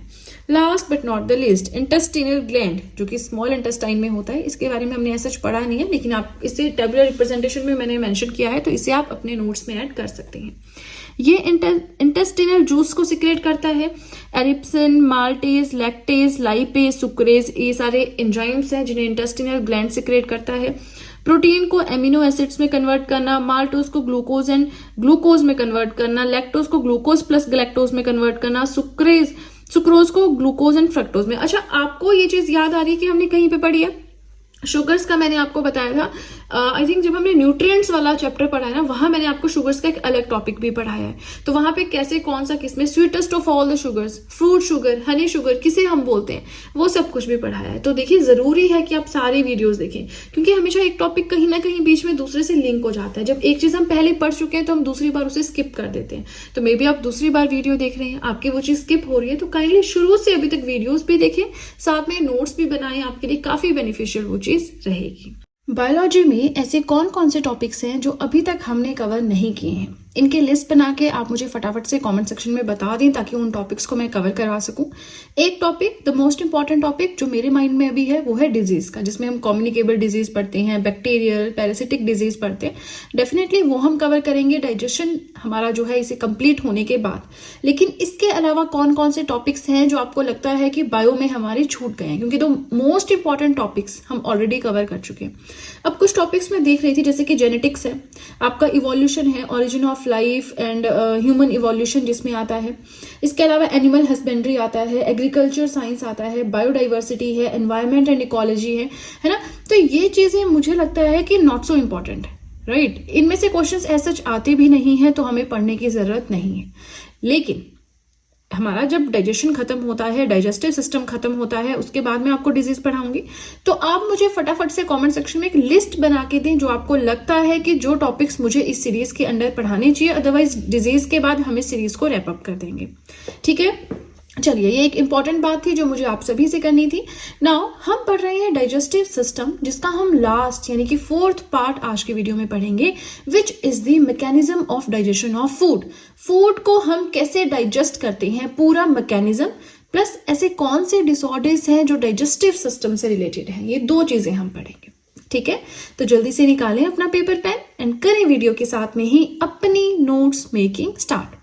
सबसे पहले जो हमारा डाइजेशन का पूरा मैकेनिज्म है, प्रोसेस है, इसमें 5 स्टेप्स आते हैं। कौन कौन से हैं वो steps? Ingestion, digestion, absorption, assimilation and egestion. अब आप सोचेंगे ये क्या चीजें हैं, तो देखिए 1 by 1 मैं आपको आज के वीडियो में ये सभी चीजें पढ़ाऊंगी, तो आपको बहुत स्ट्रेस लेने की जरूरत नहीं है। Let's start with the first one, जो कि है इंजेशन, ठीक है। सबसे ज्यादा ना हमें इसमें डाइजेशन के बारे में पढ़ना है, क्योंकि वो मोस्ट इंपॉर्टेंट पार्ट है, बहुत सारी चीजें उसमें आती हैं, है ना। बाकी सब जो एसिमिलेशन, इजेशन, एब्जॉर्प्शन, इंजेशन, ये सारे सिंपल और छोटी छोटी चीजें। सो इंजेशन क्या होता है? जब हम खाने को अपने मुंह में डालते हैं, चाहे लिक्विड फॉर्म में या सॉलिड फॉर्म में, तो हम उस प्रोसेस को बोलते हैं इंजेशन। जहां से हमारा पूरा डाइजेशन का प्रोसेस स्टार्ट होता है वो होता है हमारा माउथ। जैसे ही खाना जाएगा मुंह में, मतलब डाइजेशन का काम अब होने वाला है। So ingestion is the process of taking food in solid or liquid form into mouth, ठीक है। अब जैसे कोई चीज सॉलिड है, लिक्विड है, हमारे मुंह में जाती है तो वो मॉइस्चराइज हो जाती है, सॉफ्ट हो जाती है सलाइवा के होने की वजह से। सलाइवा क्या करता है? हमारे फूड को लुब्रिकेट करता है और उसे एक गठ की फॉर्म में, एक बोलस की फॉर्म में, फूड पार्टिकल्स का गट्ठा सा बनाकर, जिसे हम बोलस बोलते हैं, वो कर देता है, ठीक है। अब इसके बाद दांतों का काम आता है। वो जो हमने खाया, जिसका एक बोलस बना, उसको छोटे छोटे पार्टिकल्स में तोड़ देता है। अब अलग अलग जो ऑर्गेनिजम्स होते हैं उनके अलग अलग वेज होते हैं इंजेशन के। यानी जैसे ह्यूमंस हैं, हम खाना कैसे खाते हैं, डाइजेशन कहाँ से स्टार्ट होता है? हमारे माउथ से। जैसे ही हम कुछ खाएंगे, मतलब डाइजेशन का प्रोसेस स्टार्ट हो गया, ठीक है। अब बर्ड्स हैं, बर्ड्स की होती है चोंच, चोंच से वो खाना खाते हैं, दाना चुगते हैं, है ना। तो बर्ड्स के पास बीक है, जो कि उनका इंजेशन प्रोसेस जहां से होता है। ह्यूमंस के पास माउथ है। इसी के साथ देखिए, हमने डाइजेस्टिव ग्लैंड्स भी पढ़े हैं बहुत अच्छे से, है ना। अगर आपको ध्यान होगा तो हमने वहां पे सलीवरी ग्लैंड्स के बारे में भी पढ़ा था। हम उस चीज को रिकॉल नहीं करेंगे, बट हम ये जान लेते हैं कि सबसे बड़ा सलीवरी ग्लैंड कौन सा है? पैरोटिड ग्लैंड है, ठीक है। चलिए, इसी के साथ हमारा जो फर्स्ट पार्ट था ना इंजेशन का, यहाँ पे आप देखिए जो मैंने 5 स्टेप्स लिखे हैं, इंजेशन हो गया हमारा कंप्लीट। अब नेक्स्ट आता है डाइजेशन। ये वाला पार्ट थोड़ा लेंथी है, बाकी इन तीनों को तो फिर हम शॉर्ट में कवर कर लेंगे। तो डाइजेशन का मतलब क्या होता है? खाना पचाना। तो क्या हमारे पेट में जाके खाने का या डाइजेशन का काम होता है? आगे पीछे नहीं होता, एलिमेंट्री कैनाल में नहीं होता। देखिए, हमारा जो डाइजेशन का प्रोसेस है ना, वो जैसे ही हम खाना मुंह में डालते हैं वहीं से स्टार्ट हो जाता है, ठीक है। अब जो कॉम्प्लेक्स फूड पार्टिकल्स होते हैं, है ना, जो खाना हमने खाया, वो बहुत सारे एंजाइम्स के एक्शन के थ्रू सिंपलर पार्टिकल्स में कन्वर्ट होते हैं, है ना। ये भी एक डाइजेशन का ही प्रोसेस है, राइट। जो स्टार्क होता है, जैसे कि हम बोलते हैं कि फूड की कॉम्प्लेक्स फॉर्म है, वो कन्वर्ट किया जाता है माल्टोज में, जैसे कि सिंपलेस्ट फॉर्म ऑफ फूड बोलते हैं, है ना। किसके थ्रू? पेटाइलिन के थ्रू, जो कि हमारे सलाइवा में होता है, हमारे मुंह में होता है, और ये एक एंजाइम होता है, ठीक है ना। हमने पढ़ा कि बहुत सारे एंजाइम्स के एक्शंस के थ्रू जो फूड पार्टिकल है कॉम्प्लेक्स फॉर्म में, वो सिंपलर पार्टिकल में कन्वर्ट होते हैं। तो वैसे ही यहाँ पे पेटाइलिन को एंजाइम बोलते हैं। इसे जो है सेलिवरी अमाइलेस भी कहते हैं। किसे? पेटाइलिन को, ठीक है। अब स्टार्क कन्वर्ट हो गया माल्टोज में with the help of ptyalin. अब माल्टोज जो है आगे जाएगा इंटेस्टाइन में, और भी छोटे छोटे टुकड़े इसके होंगे, ठीक है ना। तो ये जस्ट एक बताया कि प्टाइलिन क्या काम करता है, एंजाइम्स होते हैं हमारे मुंह में क्या काम करते हैं, राइट। अब आता है कि जो प्रोसेस होता है डाइजेशन का, वही चीज जो मैं आपको 3-4 बार अभी तक बता चुकी हूँ कि जो डाइजेशन का प्रोसेस है हमारे मुंह से, हमारे माउथ से स्टार्ट होता है और जाके कंप्लीट होता है स्मॉल इंटेस्टाइन में। स्मॉल इंटेस्टाइन का डाइजेशन में क्या रोल है, लार्ज इंटेस्टाइन का डाइजेशन में क्या रोल है, ये 2 चीजें भी हम पढ़ेंगे। बट वेट, अभी हमारा डाइजेशन कंप्लीट नहीं हुआ है, अभी हमने जस्ट डाइजेशन अपना स्टार्ट किया है पढ़ना, ठीक है। हमने यहाँ पे क्या जाना, 5 स्टेप से इंजेक्शन पढ़ लिया, डाइजेशन हम पढ़ रहे हैं, जो कि अभी कंटिन्यू होगा नेक्स्ट पेज पे भी। तो आपसे बस इतनी सी रिक्वेस्ट है कि अगर आप वीडियो के साथ में नोट्स बना रहे हैं, डेफिनेटली आपको बहुत हेल्प करेंगे नोट्स। बट अगर आप सोच रहे हैं कि बाद में बनाएंगे, अभी सुन लेता हूँ, देख लेता हूँ कैसे पढ़ा है, तो वो चीज फिर स्किप हो जाती है, ठीक है ना। तो साथ साथ में नोट्स बनाएं और बाद में फिर अपने नोट्स से रिवाइज करें, आपके लिए काफी ज्यादा बेनिफिशियल रहेगा। चलिए सीधे चलते हैं अपने सेकेंड पेज की ओर। देखिए यहाँ पे एक टर्म आ रही है विच इज द मैकेनिकल डाइजेशन। क्या होता है मैकेनिकल डाइजेशन? तो एक ऐसा प्रोसेस है जिसमें हम खाने को चबाते हैं अपने मुंह में, ठीक है। अब सलाइवा जो हमारा होता है उसमें होते हैं लाइजोसोम्स, और लाइजोसोम्स क्या करते हैं, जितने भी माइक्रोब्स हमारे फूड में प्रेजेंट होते हैं उनको मार देते हैं, ठीक है। माइक्रोब्स क्या होते हैं, छोटे छोटे ऐसे माइक्रो ऑर्गेनिजम्स जिन्हें हम नेक्ड आई से नहीं देख सकते हैं। तो ये पूरा प्रोसेस हो गया मैकेनिकल डाइजेशन। क्या हुआ, it involves chewing of food in the mouth, मुंह में खाना चबा रहे हैं। अब मुंह में क्या होता है, सलाइवा होता है, सैलिवरी ग्लैंड्स हम पढ़ते हैं। सलाइवा में एक एंजाइम होता है जिसे हम बोलते हैं लाइजोसोम, और लाइजोसोम क्या करता है, जितने भी माइक्रोब्स जो कि प्रेजेंट होते हैं फूड में उन्हें मार देता है। क्वेश्चन आ जाता है लाइजोसोम का क्या काम है, कहाँ पे प्रेजेंट होता है, तो आपको पता होना चाहिए। अब जब माइक्रोब्स को मार दिया तो खाना जो है, जो हमारा फूड है, वो एलिमेंट्री कैनाल में चला जाता है। एलिमेंट्री कैनाल हमेशा बताती हूँ हमारे मुंह से लेकर एनस तक चलती है, बीच में बहुत सारे पार्ट, स्टमक, इंटेस्टाइन, वो सब इसमें मिलते रहते हैं। एलिमेंट्री कैनाल में खाना चला गया, एलिमेंट्री कैनाल से सीधे स्टमक में चला गया। अब जो मेन डाइजेशन है, जहाँ पे gastric juices and acids secrete होते हैं, वो है हमारा स्टमक, ठीक है। अब स्टमक में जब खाना आ गया तो यहाँ पे खाना जो है वो मिक्स होता है गैस्ट्रिक जूस के साथ एंड हाइड्रोक्लोरिक एसिड के साथ, जो क्या करता है, डिसइंफेक्ट करता है फूड को और एसिडिक मीडियम क्रिएट करता है। डिसइंफेक्ट का मतलब क्या है कि कुछ माइक्रोब्स अगर अभी भी रह चुके हैं तो यहाँ पे एसिडिक मीडियम या बोलो ये एसिडिक फॉर्म क्रिएट करने की वजह से वो सब मर जाते हैं, हमारा फूड जो है डिसइंफेक्ट हो जाता है, जो भी इंफेक्शियस चीजें इसमें होती हैं वो खत्म हो जाती हैं, ठीक है। एक एसिडिक मीडियम पेट में क्रिएट हो जाता है। अब हमारे पेट में भी कुछ ऐसे एंजाइम्स होते हैं, जैसे पेप्सिन है, रेनिन है, ये अलग अलग काम करते हैं।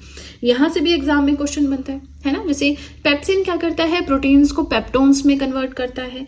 रेनिन क्या करता है, मिल्क को कर्ड में कन्वर्ट करता है। तो रेनिन, पेप्सिन आपको पता होना चाहिए, ठीक है।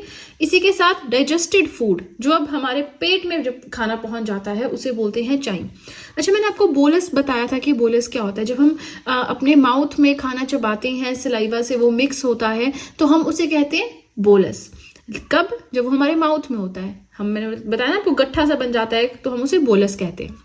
लेकिन जब वही फूड हमारे स्टमक में पहुंच जाता है, प्रॉपर हर चीज़ में कन्वर्ट हो रहा है, एसिडिक मीडियम क्रिएट कर रहा है, एसिड गैस्ट्रिक जूस के साथ मिल रहा है, तो फिर वो बन जाता है चाइम। क्या बन जाता है, चाइम। चलिए, ये सारा हमारा ना डाइजेशन ही चल रहा है, इस पूरे पेज के ऊपर हम डाइजेशन ही पढ़ेंगे, ठीक है। नेक्स्ट हमारा आता है डाइजेशन इन ड्यूडेनम। चलिए, आपके लिए क्वेश्चन है, आप मुझे बताएंगे, वैसे इसका आंसर आपको इसी पेज पे मिल भी जाएगा, कि ड्यूडेनम कहाँ पे होता है, हमारे बॉडी के कौन से पार्ट में होता है, ठीक है। तो ड्यूडेनम में डाइजेशन के बारे में पढ़ेंगे। तो हमारा जो फूड है, जो चाइम है, वो मिक्स होगा बाइल जूस के साथ। अब बाइल जूस के बारे में मैंने आपको बताया था कि लीवर इसको सिक्रेट करता है, जाके कहाँ पे स्टोर होता है, store house of bile juice किसे कहते हैं, गॉल ब्लैडर को कहते हैं।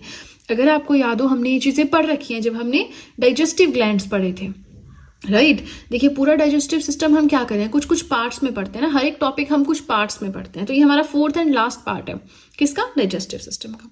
सो यहाँ पे खाना आके मिक्स हुआ बाइल जूस के साथ, जो कि सिक्रेट किया जाता है लीवर के साथ। और यहाँ पे खाना क्या करता है, ये बाइल जूस क्या करता है, खाने के साथ जो भी खाने में फैट्स होते हैं उसको छोटे छोटे ग्लोब्यूल्स यानी छोटे छोटे पार्ट्स में कन्वर्ट कर देता है। फिर काम आ जाता है लाइपेज का। लाइपेज क्या करता है, जो भी फैट्स है उसको फैटी एसिड्स एंड ग्लिसरॉल में कन्वर्ट कर देता है। क्वेश्चन ना एग्जामिनर आपसे कोई कहानी नहीं पूछेगा कि हाँ जी बताओ डाइजेशन का प्रोसेस, नहीं पूछेगा। वो आपसे यहाँ से रेनिन का क्या काम है, 4 ऑप्शंस होंगे, बताओ, ठीक है। तो आपको पता होना चाहिए। नाउ डाइजेशन का लास्ट चीज ये आती है, that digestion in small intestine, very very important part, कि अब डाइजेशन जो है स्मॉल इंटेस्टाइन में होगी। अब लास्ट काम है, मैंने आपको बताया था ना, प्रीवियस पेज पे हमने पढ़ा था कि डाइजेशन हमारी माउथ से स्टार्ट होती है और स्मॉल इंटेस्टाइन पे आके खत्म हो जाती है। ठीक है, तो अब जब फूड आएगा स्मॉल इंटेस्टाइन में, वो इंटेस्टिनल जूस के साथ मिक्स होगा। यहाँ पे माल्टेज होता है जो माल्टोज को ग्लूकोज में कन्वर्ट करता है, लैक्टेज होता है जो लैक्टोज को ग्लूकोज एंड गैलेक्टोज दोनों में कन्वर्ट करता है, सुक्रेज होता है जो सुक्रोज को ग्लूकोज एंड फ्रक्टोज में कन्वर्ट करता है। फ्रूट शुगर किसे कहते हैं, हनी में कौन सी शुगर होती है, sweetest of all the sugars कौन सी है। तो जिस टाइम मैंने बायोमोलिक्यूल्स आपको पढ़ाए थे यानी न्यूट्रिएंट्स पढ़ाए थे, वहां पे बहुत अच्छे से एक टॉपिक पूरा शुगर्स के ऊपर बताया है ना। तो ये सब भी शुगर ही है। ठीक है, आपने सारी वीडियोस देखनी, क्योंकि कहीं ना कहीं देखिए वैसे तो सब इंटरलिंक्ड नहीं है चीजें बायो में स्पेशली, लेकिन फिर भी कुछ ना कुछ होता है जो हमने किसी और टॉपिक में पढ़ा होता है। जैसे शुगर्स हमने पढ़ा है बायोमोलिक्यूल्स में, वो यहाँ पे आ गए है ना। तो अब यहाँ पे मैं आपको समझाऊंगी तो नहीं समझ आएगा, इसके लिए तो आपको अलग से वीडियो देखनी पड़ेगी है ना। तो वो थोड़ा सा डिफरेंस हो जाता है। अब देखिए जो हमारी स्मॉल इंटेस्टाइन है ये प्रिंसिपल ऑर्गन है for absorption of nutrients. Nutrients को एब्जॉर्ब करने वाला एक प्रिंसिपल ऑर्गन है, मेन ऑर्गन। ठीक है, इसी के साथ जो डाइजेशन का प्रोसेस है आके स्मॉल इंटेस्टाइन में कंप्लीट हो गया। अब होगा एसिमिलेशन, होगा एब्जॉर्प्शन, होगा इजेशन होगा। ठीक है, चलिए इसी के साथ हमारा सेकंड पेज भी होता है कंप्लीट। वीडियो पसंद आ रही हो तो लाइक जरूर कीजिएगा। इसी के साथ आप सभी को बताना चाहूंगी कि आप सब चाहें तो जीएस हैंड रिटन नोट्स भी परचेज कर सकते हैं, जिसमें जनरल साइंस के अलावा आपको हर एक सब्जेक्ट के नोट्स मिल जाएंगे। History, polity, geography, economics, current affairs, art and culture, इन सभी सब्जेक्ट्स के नोट्स आपको मिल जाएंगे। नोट्स परचेज करने का लिंक मैंने डिस्क्रिप्शन बॉक्स में दे रखा है। चलिए तो अब सीधे चलते हैं अपने थर्ड और अपने लास्ट पेज की ओर। नेक्स्ट आता है एब्जॉर्प्शन। एब्जॉर्प्शन का मतलब क्या होता है, किसी चीज को सोख लेना है ना। तो इलियम का जो इंटरनल सरफेस होता है उसमें फिंगर की तरह स्ट्रक्चर्स होती हैं, ठीक है, जिन्हें हम बोलते हैं विली। अब विली क्या काम करते हैं, ये एब्जॉर्प्शन का काम करते हैं, फूड को एब्जॉर्ब करने का काम करते हैं। ठीक है, अब जैसे पूरी हर एक चीज जो कॉम्प्लेक्स पार्टिकल्स हैं जो वो सिंपलर पार्टिकल्स में कन्वर्ट हो जाते हैं, तो उसमें जो है आपके फैट्स, कार्बोहाइड्रेट्स, प्रोटीन्स, विटामिन, ये सारी चीजें बन जाती हैं है ना। तो जितने भी कार्बोहाइड्रेट्स बनते हैं बाय प्रोडक्ट, लास्ट प्रोडक्ट में जो जितने भी कार्बोहाइड्रेट्स हैं वो एब्जॉर्ब किए जाते हैं ब्लड कैपिलरीज के थ्रू। जितने भी लिपिड्स होते हैं यानी फैट्स होते हैं वो एब्जॉर्ब किए जाते हैं लिम्फ कैपिलरीज के थ्रू, जो कि विली में प्रेजेंट होती है। विली क्या है, एब्जॉर्प्शन ऑफ फूड का मेन पॉइंट है। ठीक है ना। क्वेश्चन आपको बस ऐसे आएगा कि एब्जॉर्प्शन ऑफ फूड में कौन हेल्प करता है, तो विली होगा या इलियम होगा, क्योंकि इलियम का ही इंटरनल सरफेस है विली, है ना। तो कैसे भी एग्जामिनर पूछे आपको पता होना चाहिए, बहुत डेप्थ में, बहुत इंटरनली पढ़ने की जरूरत नहीं है। ठीक है, एसिमिलेशन क्या होता है, एसिमिलेशन भी एक प्रोसेस है। हम 5 प्रोसेस, हमने कहा ना कि 5 स्टेप्स हैं डाइजेशन ऑफ फूड के, तो उसमें से 4th आपका एसिमिलेशन आ जाता है। ये एक ऐसा प्रोसेस है जिसमें जब फूड पूरी तरह से डाइजेस्ट हो गया ना, तो उसके बाद वो अलग अलग बॉडी के, जैसे हमारी पूरी बॉडी के अलग अलग जो पार्ट्स हैं वहां पे जाके डिस्ट्रीब्यूट होगा। That process is known as assimilation, process of distribution of digested food throughout the body. ठीक है, last but not the least is egestion. Egestion क्या होता है, इजेशन का मतलब है एलिमिनेशन, मतलब सब कुछ डाइजेस्ट हो गया, अब जो अनडाइजेस्टेड चीजें हैं फूड की हमारी बॉडी में एनएस के थ्रू वो एलिमिनेट हो जाती हैं हमारी बॉडी से। देखिए होता क्या है, ये तो प्रोसेस है। इजेशन क्या है, elimination of undigested remains of the food through NS. अब इजेशन क्या है कि जो डाइजेस्टेड फूड होता है ना हमारा, स्मॉल इंटेस्टाइन में गया, इलियम, विली, सब कुछ होगा उसमें काम, फिर वो लास्ट में जाता है लार्ज इंटेस्टाइन में। लार्ज इंटेस्टाइन क्या करता है, ये फूड को एब्जॉर्ब नहीं कर सकता। क्यों, क्योंकि फूड को एब्जॉर्ब करने का काम स्मॉल इंटेस्टाइन के, इलियम के, विली के पास है, राइट। तो लार्ज इंटेस्टाइन फूड को एब्जॉर्ब करने का काम नहीं करता, बट जितना भी वाटर होता है उसे एब्जॉर्ब करने का काम होता है लार्ज इंटेस्टाइन के पास। प्लस जो रिमेनिंग सॉलिड वेस्ट रहता है हमारी बॉडी को, उसे फेसिस कहते हैं, जिसे कि हम अपनी बॉडी से थ्रू एनएस एलिमिनेट कर देते हैं, राइट। अब ये हमारा मैकेनिज्म ऑफ डाइजेशन कंप्लीट हुआ, लेकिन मैंने आपको ये कहा था कि हम कुछ डिसऑर्डर्स भी पढ़ेंगे। डिसऑर्डर्स हम बहुत डिटेल में नहीं पढ़ेंगे, बट पता होना चाहिए कि हाँ ये वाला डिसऑर्डर हमारे डाइजेशन से रिलेटेड है, राइट। चलिए, अब डिसऑर्डर्स पढ़ने से पहले एक चीज और है जो आपको इन्फॉर्म करना जरूरी है, वो ये कि आप सब चाहें तो मुझे इंस्टाग्राम पे भी फॉलो कर सकते हैं, आप सब चाहें तो मुझे टेलीग्राम अकाउंट पे भी ज्वाइन कर सकते हैं। इन दोनों का लिंक भी मैंने डिस्क्रिप्शन बॉक्स में दे रखा है। प्लस टेलीग्राम पे क्यों जरूरी है ज्वाइन करना, क्योंकि जैसे ही कोई वीडियो मैं अपनी यूट्यूब चैनल पे अपलोड करती हूँ उसका लिंक साथ में वहां पे शेयर कर देती हूँ। क्यों? क्योंकि कई बार ऐसा होता है कि आप लोगों को नोटिफिकेशंस नहीं आती। क्यों नहीं आती? क्योंकि आपने बेल आइकन नहीं प्रेस कर रखा है। कई बार नहीं आप ढूंढ पाते कहाँ पे बेल आइकन है, नहीं पता चलता। तो उस केस में फिर बहुत सारे कमेंट्स आ जाते हैं कि मैम आपकी वीडियोस का हमें पता ही नहीं चलता कि वीडियो कब अपलोड हुई। तो उसके लिए आप टेलीग्राम अकाउंट ज्वाइन करें। दिन में हार्डली 2 वीडियोज आती है, वैसे एक ही आती है, बट कई बार 2 आ जाती है। तो बस 2 नोटिफिकेशन आएंगे, कोई ऐसा नहीं कि बहुत चल रही है मैसेजेस, ऐसा कुछ नहीं है। ठीक है ना? चलिए, हम बात कर रहे थे डिसऑर्डर्स की। पहला है जॉन्डिस। जॉन्डिस कब होता है? जब हमारा लीवर अच्छे से वर्क नहीं करता है ड्यू टू द मल फंक्शनिंग ऑफ लीवर। डायरिया क्या होता है? जब हमारे पेट की जो लाइनिंग होती है ना, उसमें इरिटेशन होनी स्टार्ट हो जाती है। क्यों होगी लाइनिंग में irritation? Due to the virus या बोलो वायरल और बैक्टीरियल इन्फेक्शन। वॉमिटिंग होती है, कई बार फूड पॉइजनिंग है, ओवर ईटिंग है, इन्फेक्शन है, एलर्जी है, इस वजह से हो जाती है। तो वो भी हमारे डाइजेस्टिव सिस्टम से रिलेटेड एक डिसऑर्डर है। कॉन्स्टिपेशन, जब हम अपने डेली शेड्यूल से कुछ एक्स्ट्रा खा लेते हैं, कोई भारी चीज खा लेते हैं, स्पेशली जब डेयरी प्रोडक्ट्स है ना खा लेते हैं, तो उस टाइम पे भी कॉन्स्टिपेशन होने की दिक्कत होती है। डिसरप्शन ऑफ रेगुलर डाइट, तो ये सारी चीजें हैं। बाकी नेक्स्ट वीडियो जो आएगी उसमें मैं डिजीज स्टार्ट कर रही हूँ, जिसमें हम कम्युनिकेबल डिजीज है, नॉन कम्युनिकेबल डिजीज है, फिर अच्छा उसके बाद वैक्सीन पढ़ लेंगे। अच्छा बैक्टीरियल डिजीज कौन सी है, आपकी वायरल कौन सी है, क्या क्या सिम्टम्स हैं, वो सब चीजें हम पढ़ेंगे। ठीक है? तो आपने क्या करना है, चैनल को कर देना है फटाफट से सब्सक्राइब, सो दैट मैं जैसे कोई वीडियो अपलोड करूं सबसे पहले नोटिफिकेशन आपके पास पहुंचे। बेल आइकन को भी जरूर प्रेस करना है, तभी आपको नोटिफिकेशन मिलेगी, अदरवाइज नहीं। इसी के साथ वीडियो पसंद आए तो लाइक जरूर कीजिएगा। अब हम मिलेंगे नेक्स्ट वीडियो में। So that's it and see you soon.